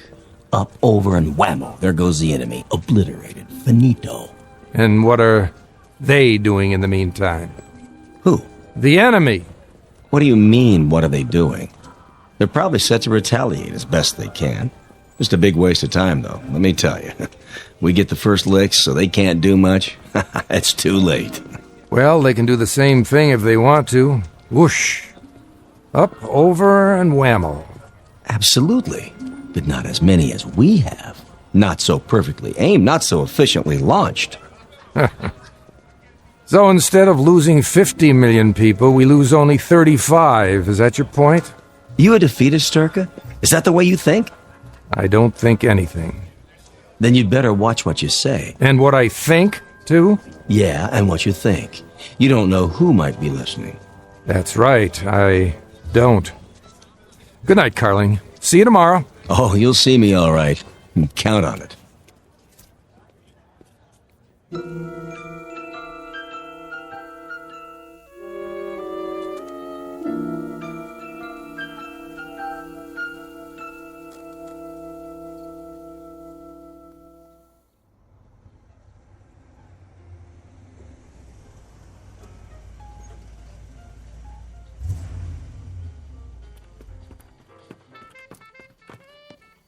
Mom? Dad's home. Hi, Dad. Hello, baby. Where's your mom? Out in the backyard gardening or something. Pretty late for that. Yeah, I guess. And what are you up to? I'm waiting to teach you how to dance. Just a minute now. Well, you said you wanted to learn the muscle tussle. That's what all the kids are doing, and I promised that I'd... Some other time, honey. Hard day? Yeah, they're all hard lately. Hey, Dad? What, Jody? What's the matter? I mean, really. You look so down.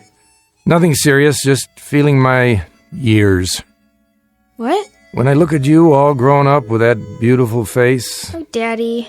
Well, it reminds me that my youth is up in the attic somewhere, stored in a bunch of old photo albums. Is that all? All? That's quite enough, believe me. Daddy, do you like your work? What a funny question. I mean, is that the problem? It's all right, it's a job. But yours is... different. A job is a job. None of them are great. That's why they have to pay people to do them. I mean, having to work on the kinds of things you do, fever bombs and hydrogen warheads and nerve gas and things like that. I'm only a cog in a wheel, Jody. Remember that. A very big wheel. Look at it this way. In one bomb, there are perhaps, 1,000 parts? And each part requires a team of 50, 60, 70 people. So when you consider it in that light, I'm actually not as responsible as the ones who... As the ones who what? Hello, Bill. Hello, honey. Jody and I were just... But everyone I talked to lately, they've been noticing it too. Noticing what, Joe? That something's wrong. It's in the air. What are you talking about? I don't know, but something's gonna happen, isn't it? You know how it feels in the air when there's gonna be a storm or an earthquake? The way all the dogs in the neighborhood get real quiet and then go off and hide somewhere. Nobody knows where they are until it's over. Because they're afraid. But they don't understand what it is they're afraid of. Well, lately it's like everyone's afraid. All my friends at school, everyone, Dad. Why? Jody, listen. Are you going to tell me or not? Sit down for a minute. We'll both sit. I want to talk to you. About what? Jody, people can be afraid for a lot of reasons. Their jobs, money, what's going on in the world. But the main reason is when they make themselves afraid. Why would they do that? They don't realize they're doing it. It starts with what they hear on the news, with rumors, with things people say that aren't entirely true. people who play on their ignorance, their stupidity. And there are people who start these rumors, who seem bent on subverting every great advance, every fine idea ever thought up, every marvelous invention ever conceived by mankind. Subverting? That's right, Jody. They dirty it up. They take what they can't understand and make it sound crooked and devious and wrong. And then when they've ruined everything and it can't be fixed, they wonder what happened, and they ask why. Sitting in the rubble in their own tears, they ask the question why. But by then it's too late. Far too late for any of us. Bill! Daddy, are you all right? Eve. Yes? Invite Jerry Ryden and his wife over tonight. Well, we'll play some cards or something. Tonight? Yes. Call him up. Ask him to come over around 8 or so. But isn't Jerry out of town? Wasn't he testing some kind of aircraft up north? He got back this morning. I told him we'd phone them. If you like. You'll be here, won't you, Jody? They'd like to see you. Can't. Sorry, Dad. I've got a date. Oh, Jody, not tonight. Well, maybe I can get in early. But it's been set up for a long time. I told Mother. Break it, will you? Dad. I'd like you home tonight. But... Jody, listen to your father. He doesn't ask much of you. Oh, all right, I guess. If it means that much to you. Thanks, sweetie. It does. Bill, is there a particular reason why you want us to stay home tonight? No, it's just that Jerry has some interesting stories. You'll see, he has some real stories to tell, believe me. His job, it's really very interesting, and I just thought it'd be nice if we're all here tonight. Together. You don't have to explain. I thought maybe you'd like some cards, get your mind off things. Now, if you two will excuse me, I think I'll go to the bedroom and change.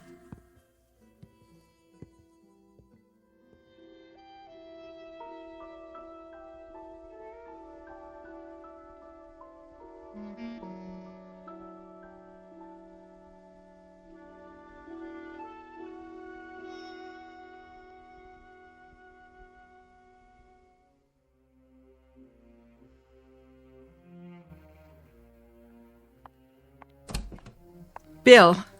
Well, what is it? That's what I'd like to know. Evie, please. What is going on? What do you think is going on? That's just it. I wouldn't know how to talk about it any more than Jody. But I have so much fear inside me that I can't give it words, only feelings. Feelings aren't what matters. Bill, don't shut me out. I want you to tell me whatever it is. I'm not sure I know how. You mean you don't want to? Look at me. I'm your wife. Oh, Eve, there's so much, but now it's too late for words, for explanations, for debates about what's right or wrong. Try. Eve, remember what we talked about? All the armaments on both sides and what might happen if things went too far? How if we reach a certain point, it could be too late to turn back? What are you saying? There's no hiding from it anymore. No pretending it won't happen. I'm sorry, Eve. So terribly sorry, but it's coming. When? Probably within 48 hours. And there's nothing that you or I or anyone else can do to stop it. Not now. Will it be bad? It will be a holocaust. It'll be hell. The end of everything we know. People, places, ideas, the whole slate, all wiped clean. Did you say 48 hours? It could be sooner. Then what will we... Sit down, Eve. But if that's all the time we have... Sit down on the bed. I'm asking you... Listen very closely. We're leaving. You and me and Jody. Jerry and his wife. When? Tonight. Leaving? For where? I can't tell you that. I can only tell you that sometime between midnight and 1, we've got to be out of here. As far away as possible. And no one is to know. Not the neighbors, not our relatives, not even Jody. She might let it slip. We won't be able to tell her till we're already on our way. Oh, Bill. You have to be strong now. There's no time. Do you understand what I'm saying? Yes, but... Dad? Somebody's here. Be right down! Now? Why is someone here now? Stay here, I'll take care of it. But what if... Do as I say. Dad? Mom? Wait, Jody, don't answer the door yet. I'm coming. Bill, please, be careful.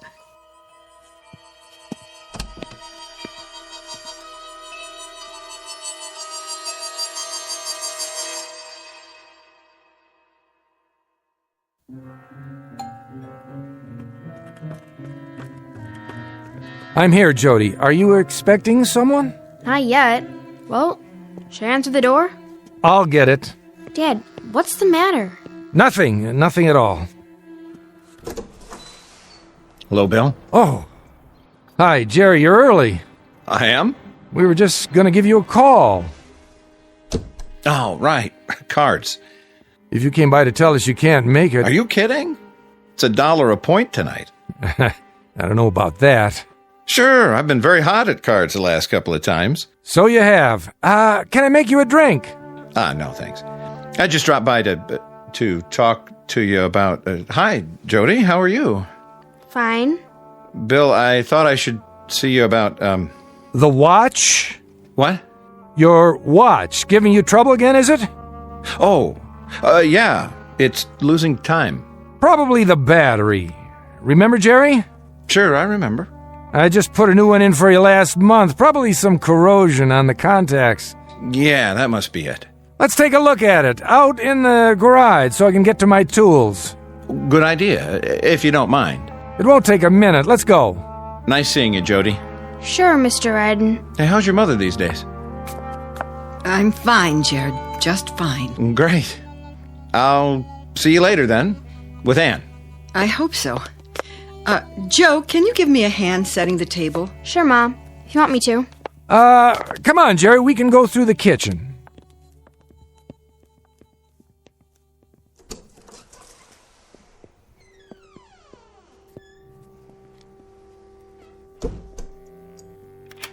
Here we are. Now then.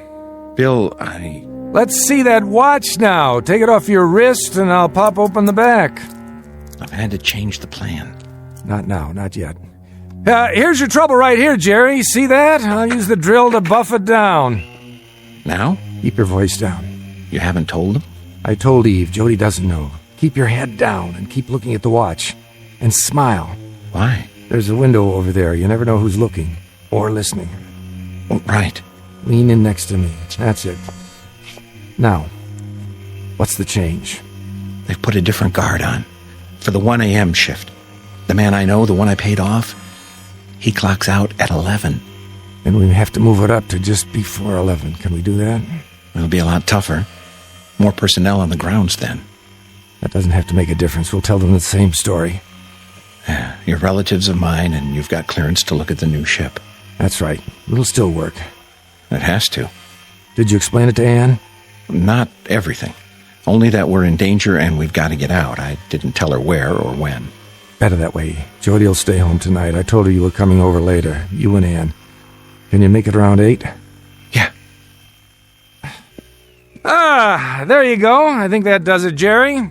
Hey, thanks. Just a little build-up on the contact points. You might want to have it checked over by a jeweler. I couldn't get all the corrosion out. I appreciate it, Bill. Very much. The best part is, I'm not even going to charge you. What was that? A cat, probably, outside in the yard. I thought I saw something move at the window. Well, that's it, Jerry. You can put your watch on now. See you later. About 8?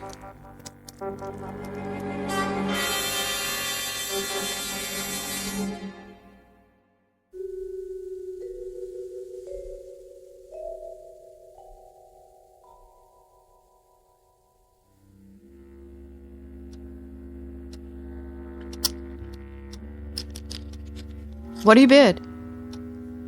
Jerry? I said... Nothing. This hand's garbage.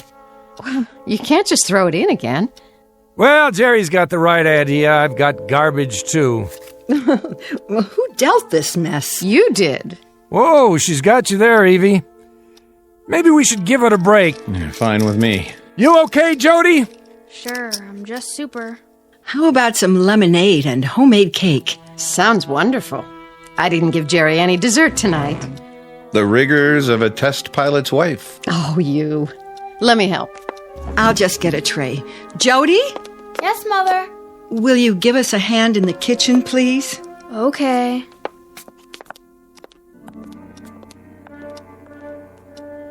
I've got 10 minutes to 10. That right? Yeah, the clock on the mantel's dead accurate. Everything's set then. You sure nobody suspects? I can't see how. You don't sound positive. There's no way. Well, what about that guy in your department, the one who asked so many questions? What's his name? Carling. Still curious? Still. Not so much questions as hints and innuendos. If he's an informer, he's not very subtle. Well, he has nothing to go on, does he? Not a thing. Forget about him. Jerry, what about our destination? Right there. How far? What does it matter? A few million miles, give or take. A few million miles, and a ship we don't even know will leave the atmosphere. Or whether its pilot will be able to take off and set it down in one piece. But that's the risk, Bill. That's the risk we've been talking about for months now. It's not a bad risk when you consider the alternatives. And the place we're going? It's populated.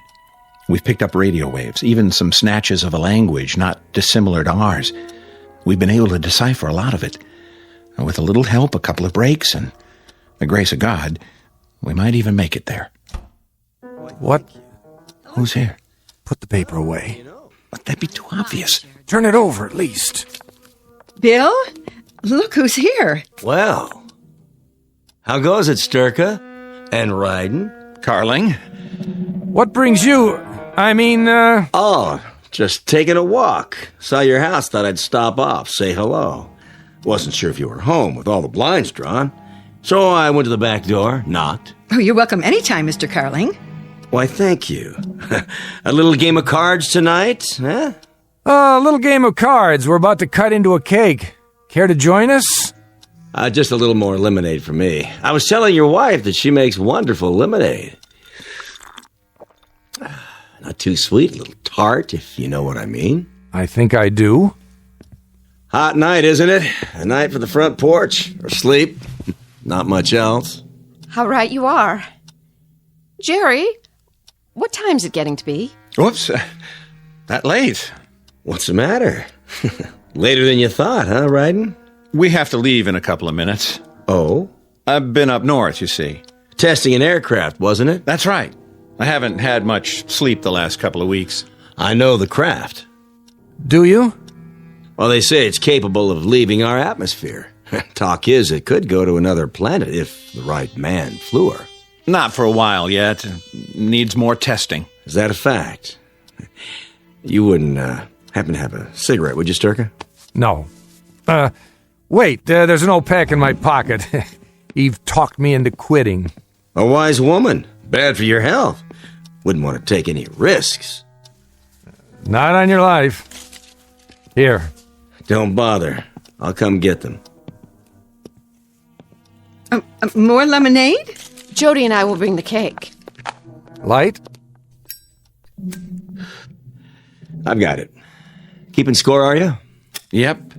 The way I figure it, after that last hand, Bill and Ann owe me a little money here. That a fact? He's a marvelous scientist, a very bad card player. Now, I wouldn't have believed that. I'd have guessed that Sturka here was a good gambler. I'd have guessed he'd gamble on most anything. Lemonade all around? I'll cut the cake, Mom. And I'll serve. Can you pour, Eve? Of course I can. Well, let me help you, Mrs. Sturka. Oh, I don't know what's the matter with me.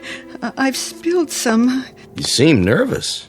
Why, I'm not nervous. Not at all. I'd say you are. Very nervous. Your hand's shaking. I'll do it, Mom. It's the card game. She doesn't like to lose. Yeah, that must be it. Well, what do you know? It's all right here on this paper. What is?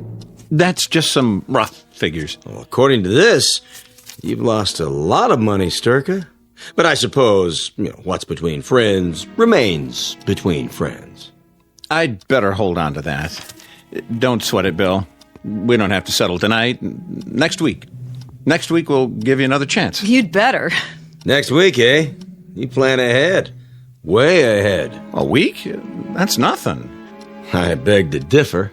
A lot can happen in a week. Even in 48 hours. What are you getting at? He's not getting at anything. Yes, he is. If there's something on your mind, why don't you come out and say it? Go ahead, Carling. I'd like to hear it.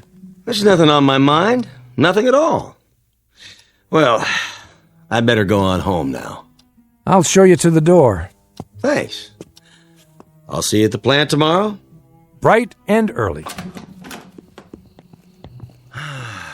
Pretty night. Clear as a bell. Take a look up there. Nothing but stars.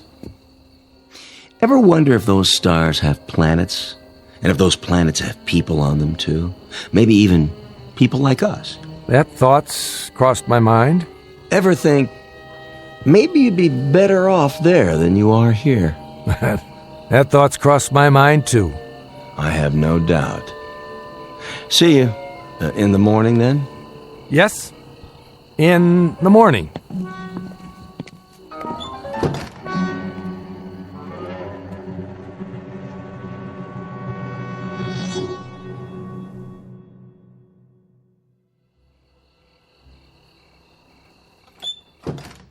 An odd man, didn't you think?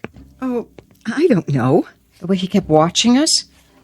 Like he expected someone to let something slip. That's just Carling. What time's it getting to be? 10 already. What was that all about? Come along, honey. Help me clean up. No, I want to know. I don't like that man. Why was he here? Why are you all... You're gonna have to tell her. But Jerry, do you think that's a good idea? Tell me what? Will somebody please? Jody, baby, listen, this is very, very important. What is? We're leaving here tonight. What do you mean leaving? There's a ship over at the government field. We're all going to get in the car and drive there. But why? Listen to your father. We've had to bribe a lot of people to get to this point. The ship's loaded with supplies. Enough to last for a long time. You've been planning this? I don't want to leave. All my friends... This is our last chance. We've got to leave here tonight. Jerry, I'm frightened. What's so special about tonight? Because the world as we know it, this world, won't exist much longer. What? It's about to blow itself up, with the help of a few misguided people. And it looks like it's going to happen by morning. And by morning, where will we be? A long, long way from here. A long, long way. We'll be out in space, Jody. On an adventure, the biggest adventure anyone has ever taken. Your mother has a suitcase packed for us. It's under the stairs. I want you to go and get it. All right, everybody, I'll back the car out. Ann and Jerry, is your bag ready? It's in our bedroom. I'll carry it. Then let's get going. Bill? I've got to answer it. No. Can't he just let it ring? If he does, they'll know something's up. Who will? Yes. Sturka? Who's this? Evans. Oh, hello. I'm afraid I'm gonna have to ask you to do something. And what's that? I need you back at the department. When? Tonight. That might be difficult. I know, and I'm sorry, but something's happening. A new level of alert. We're asking all the crews to report in. I don't know how I can... We're sending a car for you. It's on the way now. I'm in bed. So was practically everyone else I called. Get out of bed and put your clothes on. You don't understand. I'm ill. How ill? Bad cold, fever. That's too bad, but this is urgent. Top priority. I wouldn't be much use to you. Nothing less than rigor mortis would excuse you tonight. The car will be there in a few minutes. Bill? That was my division head. They're working around the clock tonight. They're sending a car for me. I knew it. We'd better get out of here right now. I'll get the bag. And I'll get ours. Eve, did you hear me? Yes, I heard. I just have to put these glasses away first. And the cake so it won't spoil. And Leave it! Leave it, honey. Just let it go. Everything.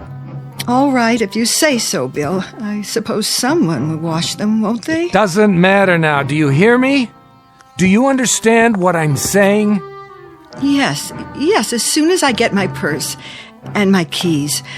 Do you see my keys, Bill? I don't know where they are. I can't go out of my house without my keys. How would I lock the door? I couldn't, could I? Why, the house would be wide open. It wouldn't be safe. Eve! Oh, but that's foolish, isn't it? I'm being silly. Because we're not coming back here, are we? Never. Not ever.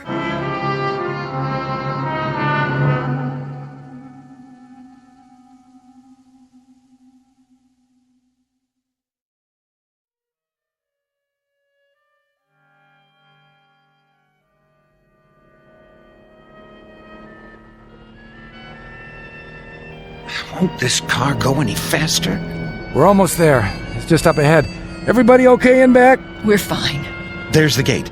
Pull over on this side of the fence. Right. No reason to drive through the checkpoint.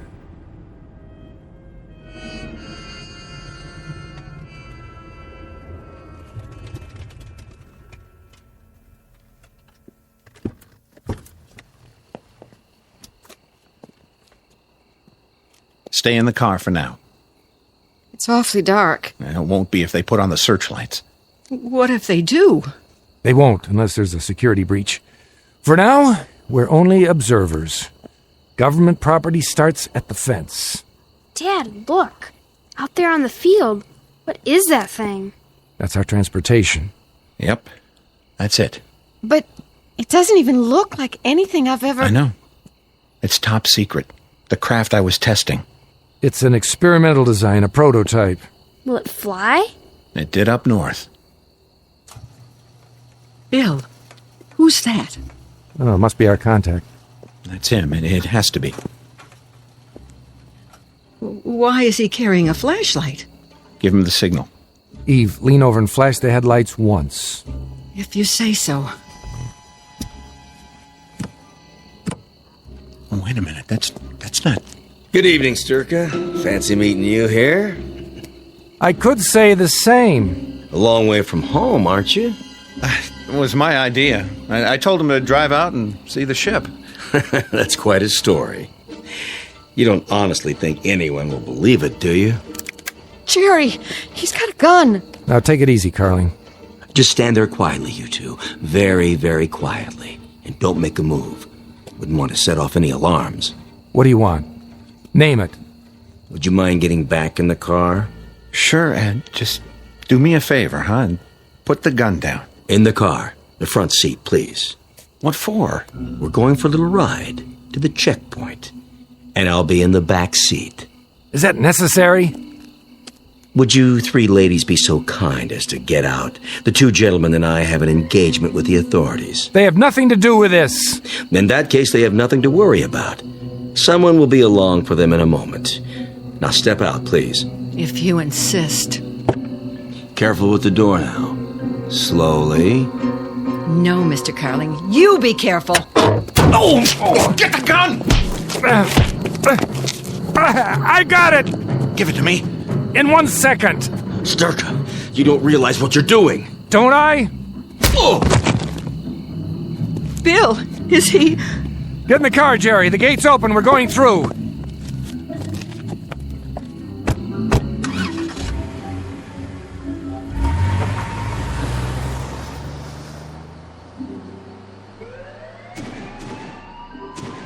Unauthorized vehicle on field.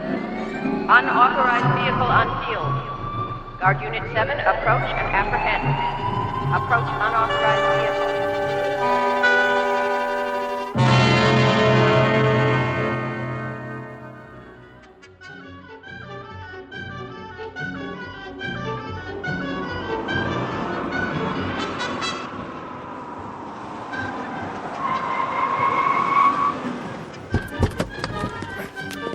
Get to the ship! Run! Hurry, Ann. I'm hurrying. Bill, wait! Dad! Let's go, now! Use the ladder. One at a time. Halt! Go, inside the ship! Sturka, what are you doing? Saving my family. But you can't. Can I? Stand back. Quickly, I have to seal the hatch. I'm coming. Fire it up!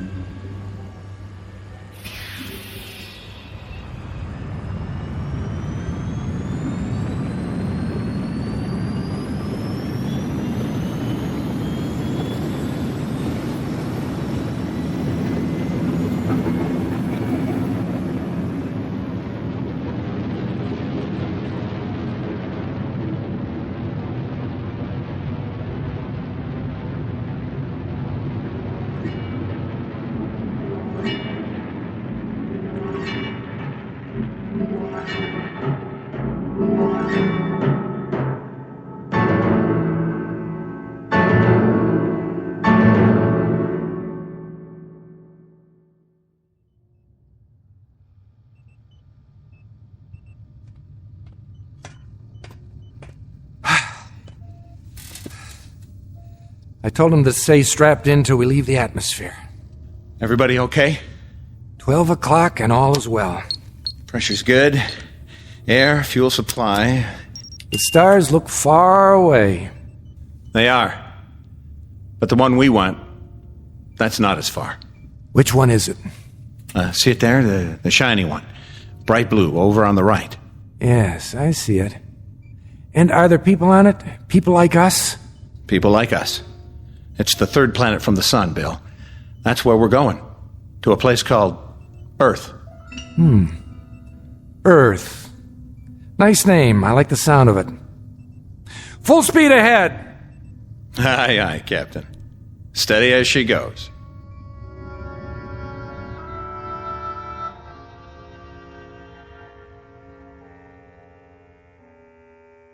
One tiny ship heading into space, and behind it, a doomed planet on the verge of suicide. Ahead lies a place called Earth, the third planet from a small, relatively unimportant sun. But for William Sturka and the men and women with him, it's finally the eve of the beginning, in a region known as the Twilight Zone.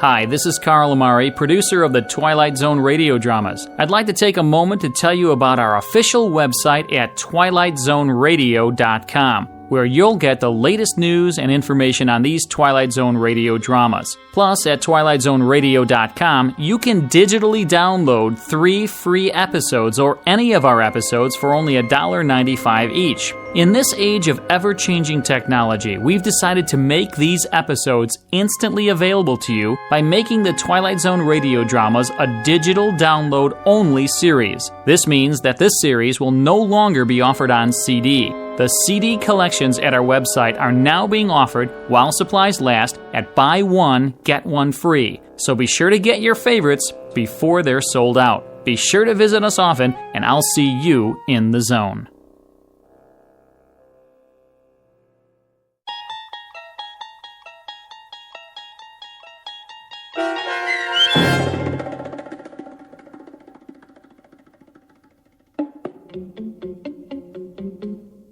Third from the Sun, starring Fred Willard with Stacy Keach as your narrator, was adapted for radio by Dennis Etchison and written for The Twilight Zone by Rod Serling, from a story by Richard Matheson. Heard in the cast were Doug James, Ellie Weingart, Haley Nabig, Tom McElroy, Frenette Lebo, Jeff Lupetin, Kurt Nabig, Vince Amari, and Carl Amari. This copyrighted radio series is produced and directed by Carl Amari for Falcon Picture Group. Sound design and custom Foley effects for The Twilight Zone by Cerny American creatives Bob Benson, Craig Lee, Michael Slaybach, and Matt Sorrow. To learn more about the Twilight Zone radio dramas and to contact us, visit our official website at twilightzoneradio.com. Doug James speaking.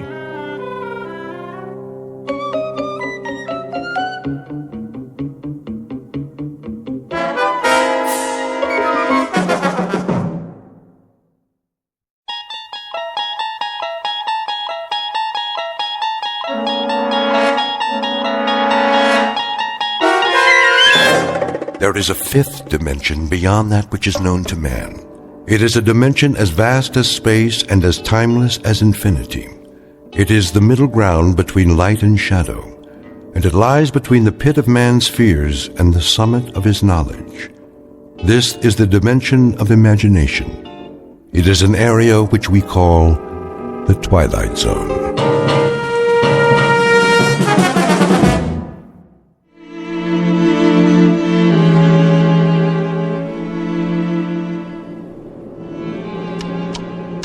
Hey, Magellan, how about a progress report? Coming up, Skipper.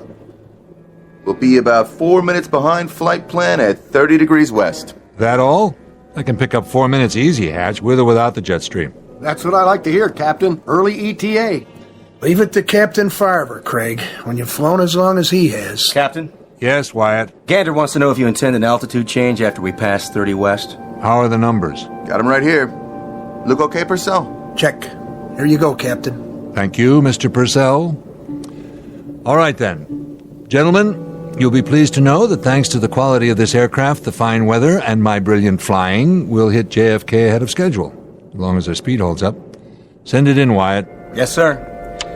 Shannon, copy Gander. Transocean Flight 33, position 50 north, 30 west, time 14:03, flight level 35,000.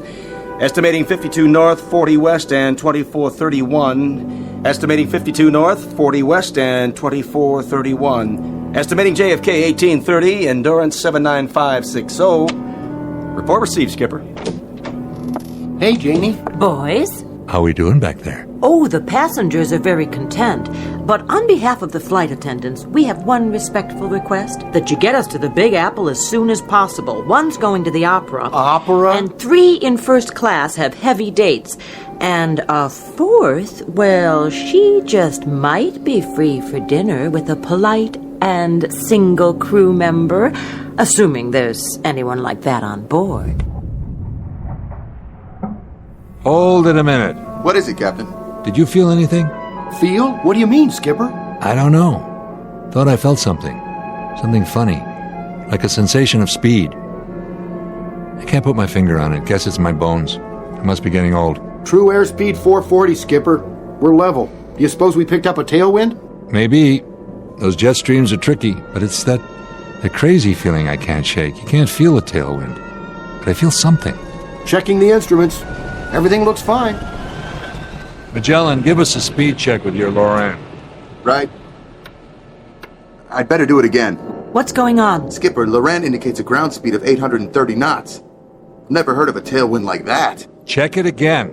Wyatt, see if you can raise OSV Charlie air defense radar. Ask them to give us a fix and check our ground speed. Magellan, you sure about the Loran? Skipper, I'm not only sure, but we're still accelerating. 980 now? 1120? 1500? God in heaven, I can't keep up with it. Wyatt, anything from air defense? No, sir. 2100. I hope the wings stay on. They will. Don't worry about the wings. Just watch that true airspeed. Ground speed means nothing. We must be in one lulu of a jet stream. Magellan, my needle just reversed on Gander Omni. How could we get past Gander?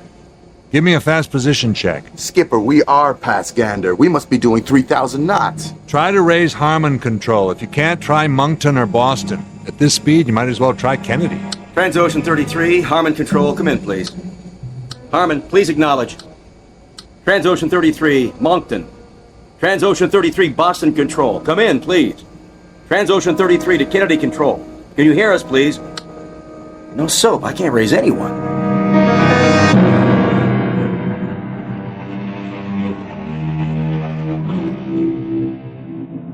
You're riding on a jet airliner en route from London to New York.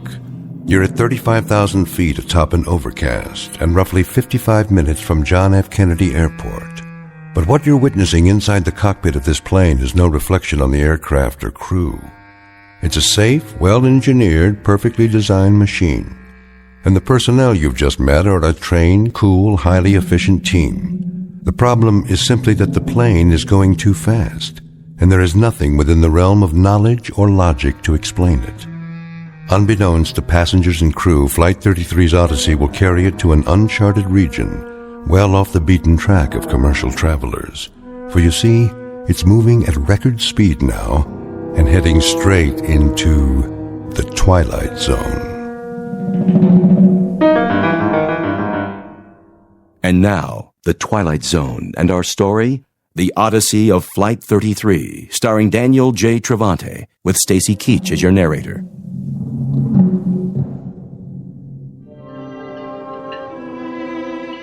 What is going on up there? We're a little behind schedule. The captain's trying to pick up a few minutes flight time. Well, he's going to pick up more than that. If he doesn't ease off, we're going to set a new transatlantic record.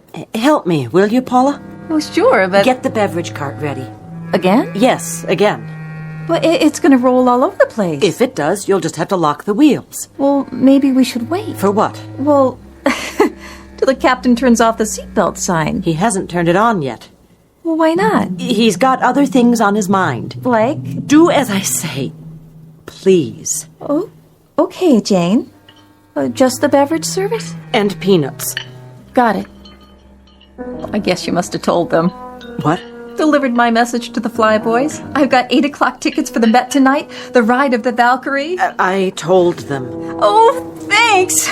I've always had a thing about Valhalla. Looks like I'm going to make the curtain after all. Come with me for a minute. Where? Back here, where it's private. We have to talk. About? In the galley. Listen to those engines. Oh, maybe you shouldn't have said anything. The guys are really showing off. They are showing off, aren't they? Let me put it to you this way. I just hope the Valhalla you're talking about is strictly at the Metropolitan Opera on 7th Avenue and 57th Street in Little Old New York, and not the real thing. Are we in trouble? Paula. Oh my God, we Listen are. to me. Oh, how bad? They don't know yet. That's the truth. Is the cart full? Oh, yes, but... Go ahead and begin serving. Just like that?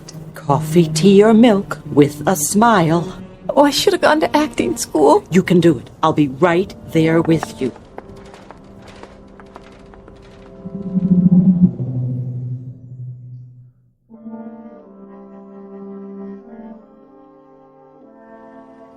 You know, you talk about ailments. I don't believe I was, actually. I had an aunt once in Boise, Idaho, who had one of the worst livers in the history of the state. When that woman passed on, rest her soul, would you believe it? What, pray tell? There were 5 medical associations bidding just to put her liver on display in a bottle, but her mother, that's my father's sister, she absolutely refused to let them show it. And it's like I always said to my late husband, hey, what did you say you were in the Air Force? RAF, madam, a captain. I'm now a military attaché at our British embassy in Los Angeles. A nephew of mine was in the Navy. He was on a cruiser or a PT boat or something, or was it a battleship?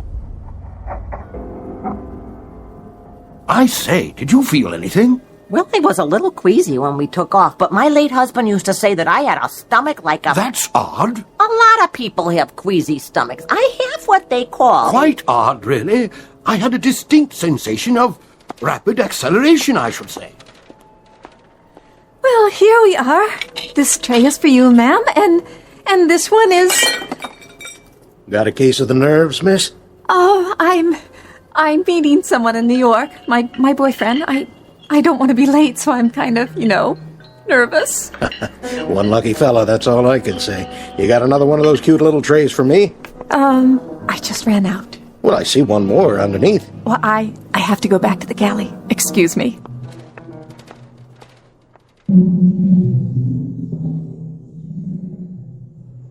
Repeat, Transocean 33. Anybody? What about it, Wyatt? Not a thing, sir. Either they're off whack, everybody out there, or we are. Check your equipment again. I've checked it 4 times. Knock it off. We'll just have to bullet through and see if anything... Did we hit something? Check for damage. What was that flash? Did we get hit by lightning? Numbers 3 and 4 are still on the wing. They look okay. I can see 1 and 2. Everything seems to be in one piece. Purcell. Yes, sir. Go aft and check for any cabin damage. Report back as fast as you can. I'll get on the horn and calm everybody down. That light, that crazy light. And all the shaking. Turbulence? I doubt it. It's more like a shock wave. As if we'd gone past the speed of sound. You mean we hit Mach 1? We broke the sound barrier? We didn't get any Mach 1 warning. We probably wouldn't.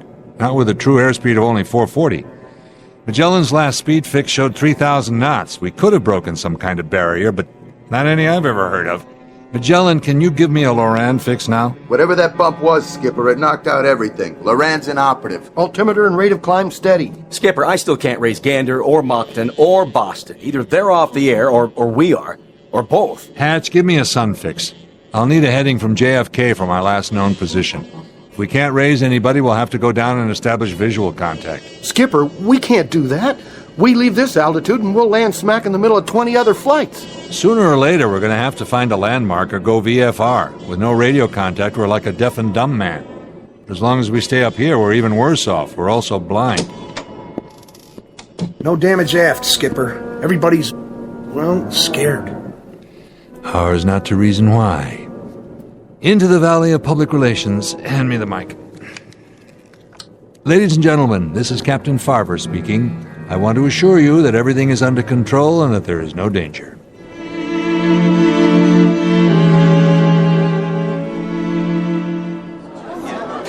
What a relief. The captain knows what he's doing. Do you think we're going to be late? I have a connecting flight.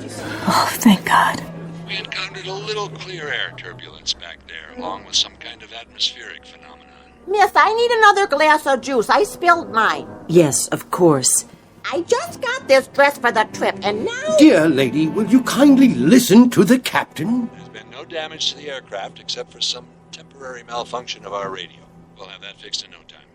Is it true? Paula, would you get the lady a new glass of juice, please? I repeat, there's no cause for alarm. We'll keep you posted. In the meantime, sit back, relax, and enjoy the rest of the flight. Answer me, will you? Is what he said true or not?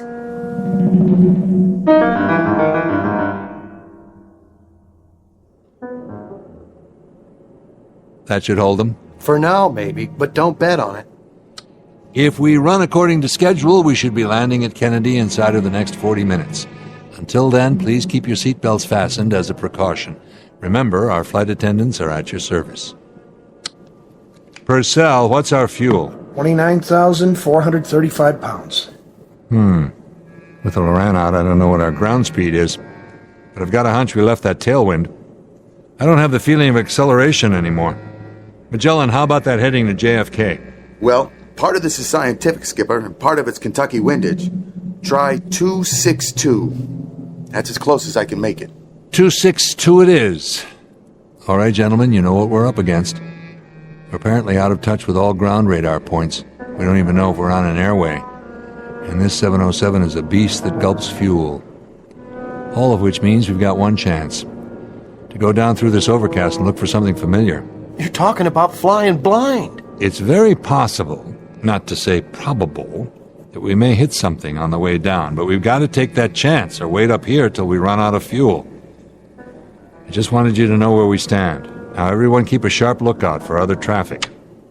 And I don't think a few prayers would be out of order. All right, Craig, we're taking her down. Now we're really in that fog bank. Can't see a blessed thing. Wait, there. What is... Skipper. I see it. And? I don't get it. It happens to be a fact, though. That's Manhattan Island down there. How could it be? Looks more like the middle of the Amazon jungle to me. Where's the skyline? Where are all the buildings? I don't know where they are, but we're over New York City. There's only one small item that's a little amiss here. The passengers are confused. We're over land, but they don't see any... Any what, Janie? Well, any buildings or bridges or highways or... Nothing but trees, some stretches of grassland and more trees. It's the right shape, but it can't be New York. Oh, that's Manhattan down there. See? There's the East River and the Hudson River. Sure looks like it. There's Montauk Point and every other topographical clue we need. The real estate's there. It's just the city and 8 million people seem to be missing.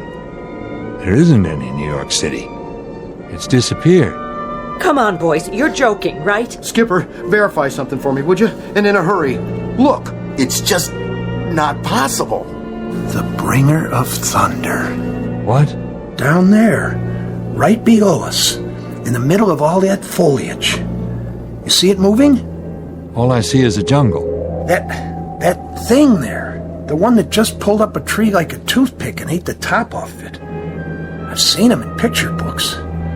That's a brontosaurus. Been extinct for, say, 150 million years.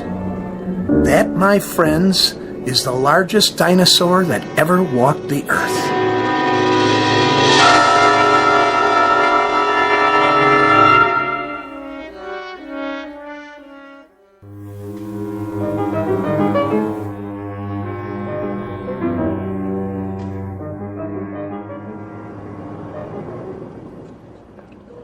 Here's that sandwich and some extra cookies for the boy. Oh, why, thank you. Oh, what is your name? It's Jane. Well, Jane, when we land all safe and secure, I'm going to write a letter to Transocean Airlines and tell them how nice you were to everyone on board. That's very kind of you, but it's not necessary. I'm only doing my job. Oh, more than that. Much more. You remind me so much of my daughter-in-law. She's a nurse and... Miss? Yes? You got a drink on that cart? Of course, sir. Would you care for coffee, tea, a soda? No, ma'am. I mean a drink. Drink. Anything you like. Scotch, rocks? Certainly. Yeah, make it a double. All right. How much owe you? Nothing, sir. You sure? I mean, this ain't first class. It's on the house. Everything's on the house today. Here, I'm giving you 2 drinks. 2 doubles. How come? Because you've been such a perfect passenger. We'll be landing soon. Not that soon. I don't see the city yet. You should buckle up anyway. Yeah, sure. Hey, you know what? You're all right. You know that? We're all right. Isn't that great? So what's the score? I mean, we've been circling for 5 minutes now. They said they'd let us know not to come in. Well, that sounds promising, doesn't it? At least we're back to normal speed. That's something. Something? Captain Farver's a pro. So's the rest of the crew. Yes, they are. Definitely. So there's no reason to panic. No reason at all. We just go on like a normal, ordinary flight. Okay, got it. So, shall I go help out in first class for a while? In a minute. I need you to do something else first. What? Pick out a couple of those little vodka bottles. Sure. What passenger? I want you to hand them to me. What are you doing? Rocks are with a mixer. Are you serious? We're on duty. Then I'll drink them myself. Wait. What is really going on? I promise you, if I knew, I'd tell you. But you know something, don't you? When I was in the cockpit, I thought I saw... Paula, did you happen to look out a window a few minutes ago, right after we leveled off? Why? What did I miss? They were all looking down, and I looked with them. I wish I hadn't, but I did. Oh, is it one of the engines? It's not the aircraft. Oh, then what? That's the trouble, Paula. I don't know. I give you my word, I really, truly don't know. Excuse me, ladies. I'm sorry, sir, but this area's off limits. I know, but you'll see... If you are looking for the restroom, it is at the other end of the aisle. No, you see, it's just that... Are you quite sure your pilot knows what he's doing? Absolutely. Captain Farver's the best there is. In that case, why has he announced an arrival at Kennedy when we're nowhere near that location?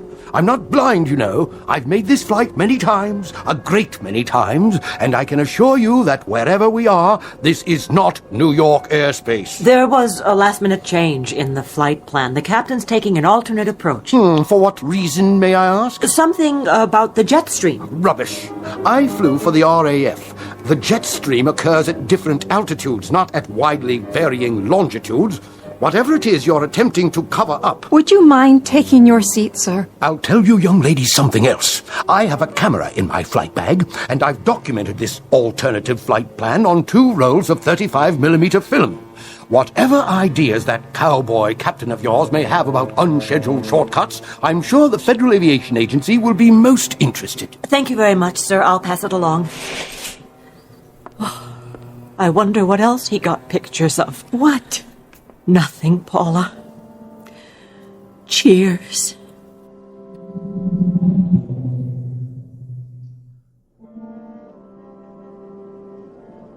What do you think now, Skipper?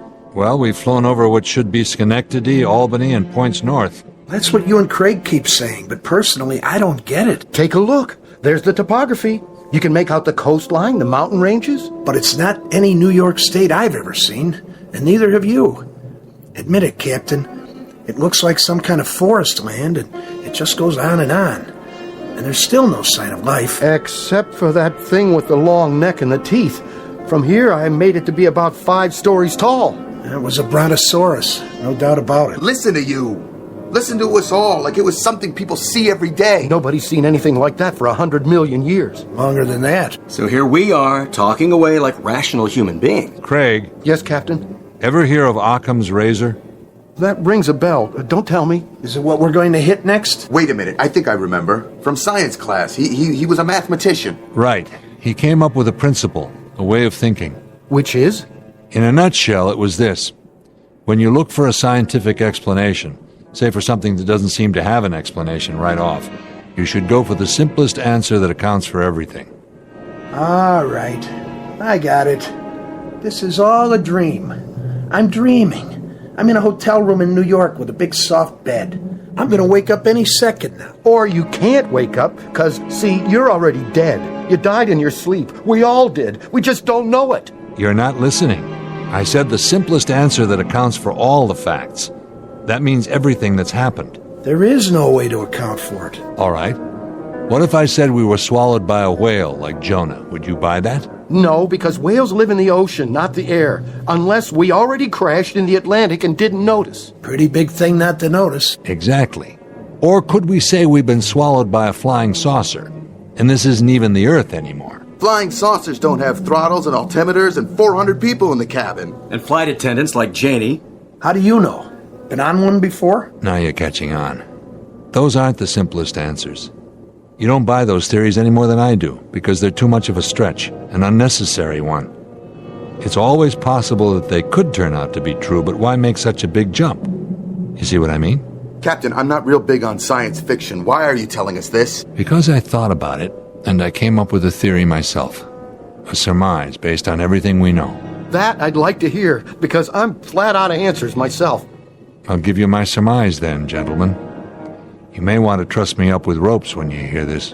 I doubt that, Captain. You got more flight hours than all the rest of us put together. Keep an open mind. It's the only single rational explanation I can come up with to account for everything that's happened so far. Even the special effect monster back there? Even that. All right, let's hear it. Here goes. The bumps, the acceleration, what we saw with our own eyes. All of us, remember. Everything we absolutely know to be true. There isn't any way to explain all that. Isn't there? Take a look at what we've got to work with. Go ahead. Somehow, in some way, we not only broke the speed of sound, we must have broken some other kind of barrier as well. What other kind is there? We've gone back. Back in time. And you're telling me that's rational? Think about it, all of you, and then tell me if you can come up with an alternative. If you can, I'd like to hear it. Okay. Just for the sake of argument, say you're right.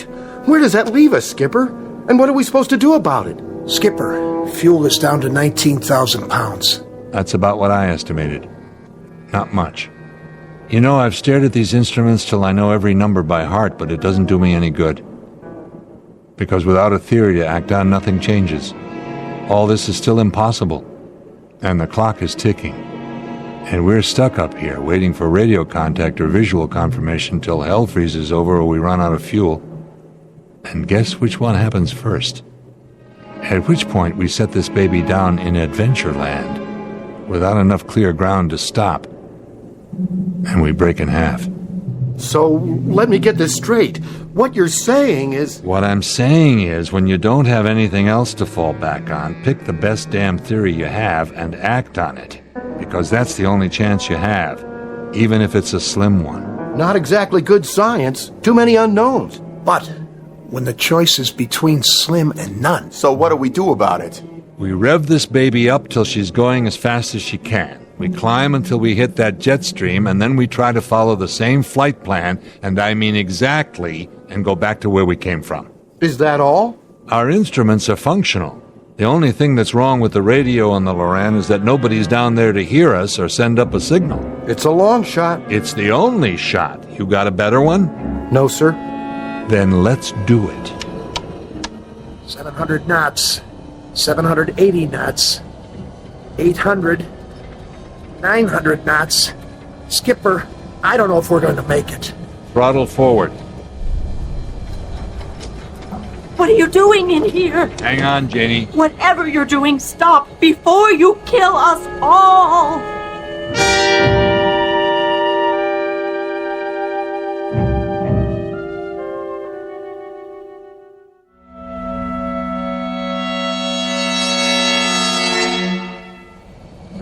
What was it? And the flash of light, Captain. Just like before. Look, I know you've got your hands full, but somebody get on the pipe. I have at least 3 passengers close to hysteria. Skipper, we made it. We're back. Look! What? There she is. Where? I can't... Over here. You know, I never thought the Empire State Building was that great, if you want to know the truth. Is that it? Yes, it is. But right now, it looks downright beautiful. Don't you think so, Captain? Where's the mic? Right here. Ladies and gentlemen, this is Captain Farver. We had some momentary difficulty back there.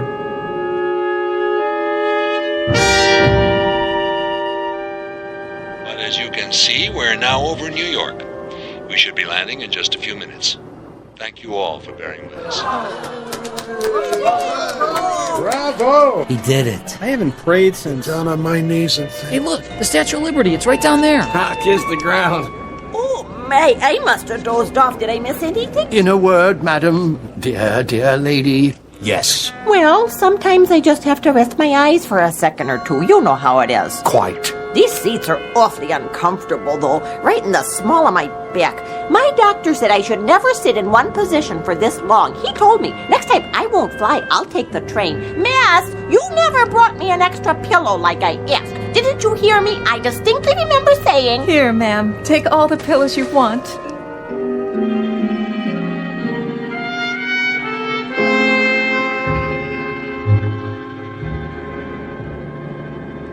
How about Kennedy? Nothing doing. Our VHF is still out. Maybe Kennedy's is too. Try high frequency. I did already, Skipper. Nothing from JFK. How about LaGuardia? Keep using high frequency. Somebody should hear us. LaGuardia, this is Transocean 33. LaGuardia, Transocean 33. This is LaGuardia.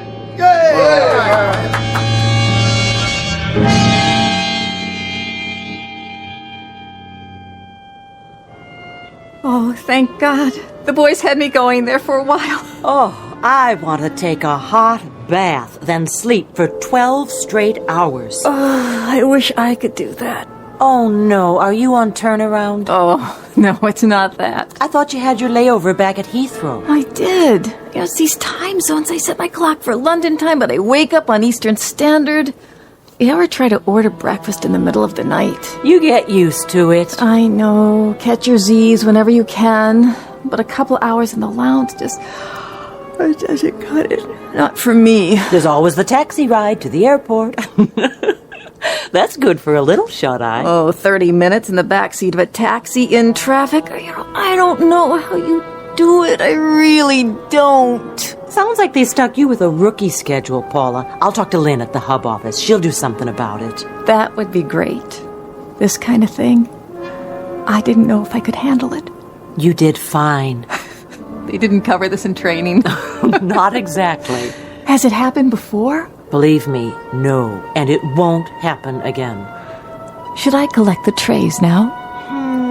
I don't know what the captain will say about this. But I'm going to break out the champagne splits for everybody.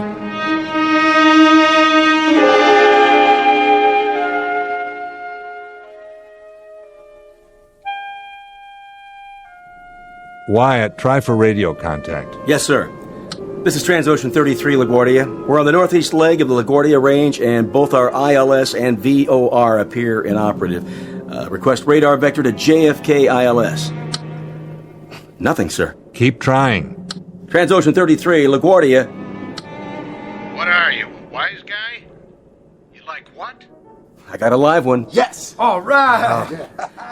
A radar vector to Kennedy ILS. Can you do that little thing for me, LaGuardia? If it's not too much trouble, because you'll never, ever know how good your voice sounds to me right about now. What flight did you say this was? Transocean 33. What's the matter? Come on, LaGuardia, quit fooling around. We're low on fuel. Transocean Airlines? What kind of aircraft is this? This is Transocean 33, a Boeing 707. You heard of that? Did you say a Boeing 247? Let me handle it. Be my guest. This guy's a hard case. LaGuardia, this is a Boeing 707. Don't give us any of this 247 jazz.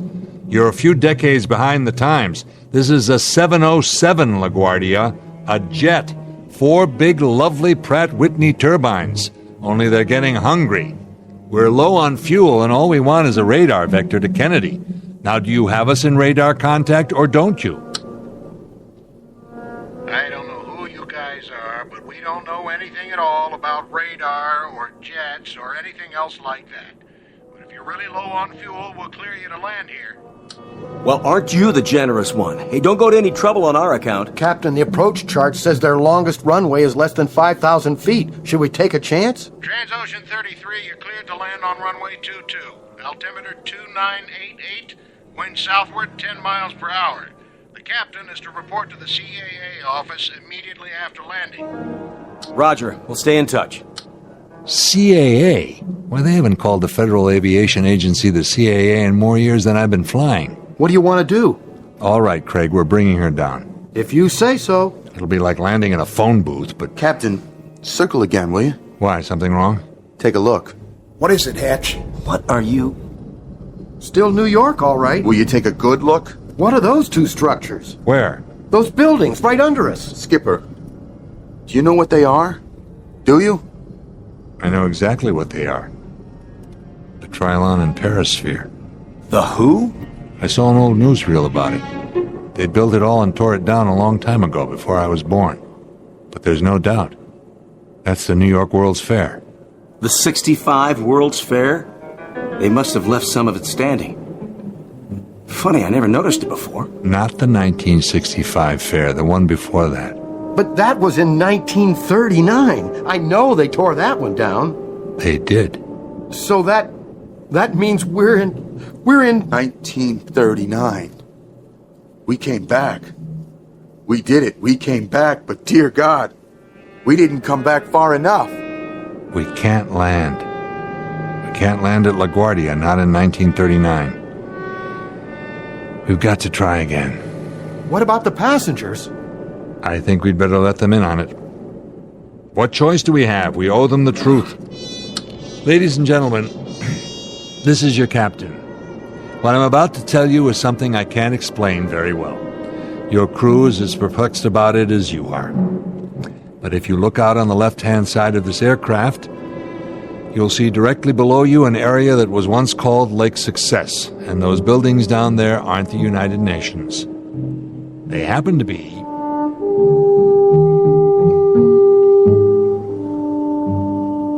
What is he talking about? Shh! Listen!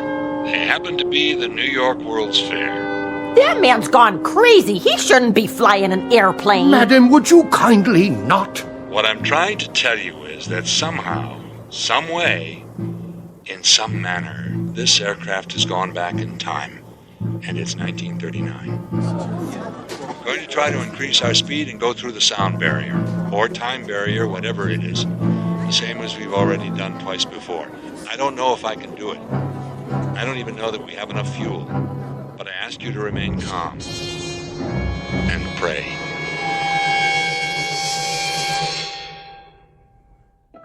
a trans-ocean jet airliner en route from London to New York on a recent uneventful June afternoon, but now reported overdue and missing, and searched for on land and sea and in the air by anguished human beings, fearful of what they'll find.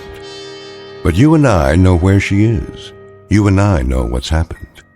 So if at some moment, any moment, you hear the sound of jet engines flying atop the overcast, engines that sound searching and lost, engines that sound desperate, shoot up a flare or do something, anything that might help the men and women aboard Transocean 33, all of them still trying to get home from the Twilight Zone. We'll return to the Twilight Zone in a moment. Hi, this is Carl Amari, producer of the Twilight Zone radio dramas. I'd like to take a moment to tell you about our official website at twilightzoneradio.com, where you'll get the latest news and information on these Twilight Zone radio dramas. Plus, at twilightzoneradio.com, you can digitally download 3 free episodes or any of our episodes for only $1.95 each. In this age of ever-changing technology, we've decided to make these episodes instantly available to you by making the Twilight Zone radio dramas a digital download-only series. This means that this series will no longer be offered on CD. The CD collections at our website are now being offered while supplies last at buy one, get one free. So be sure to get your favorites before they're sold out. Be sure to visit us often, and I'll see you in the zone.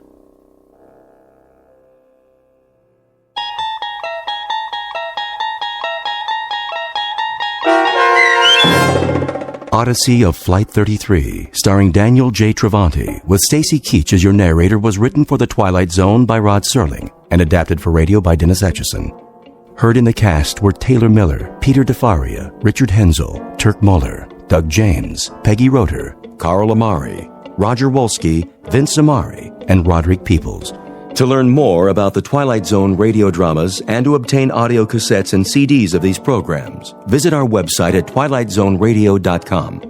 The producers of The Twilight Zone wish to thank CBS Enterprises, Carol Serling, Dennis Etchison, Dick Brescia Associates, Claire Simon Casting, Paul Patch, Terry Jennings, the American Forces Radio and Television Service, our sponsors, and our radio affiliates for helping make this series possible. This copyrighted radio series is produced and directed by Carl Amari and Roger Wolski for Falcon Picture Group. Doug James speaking.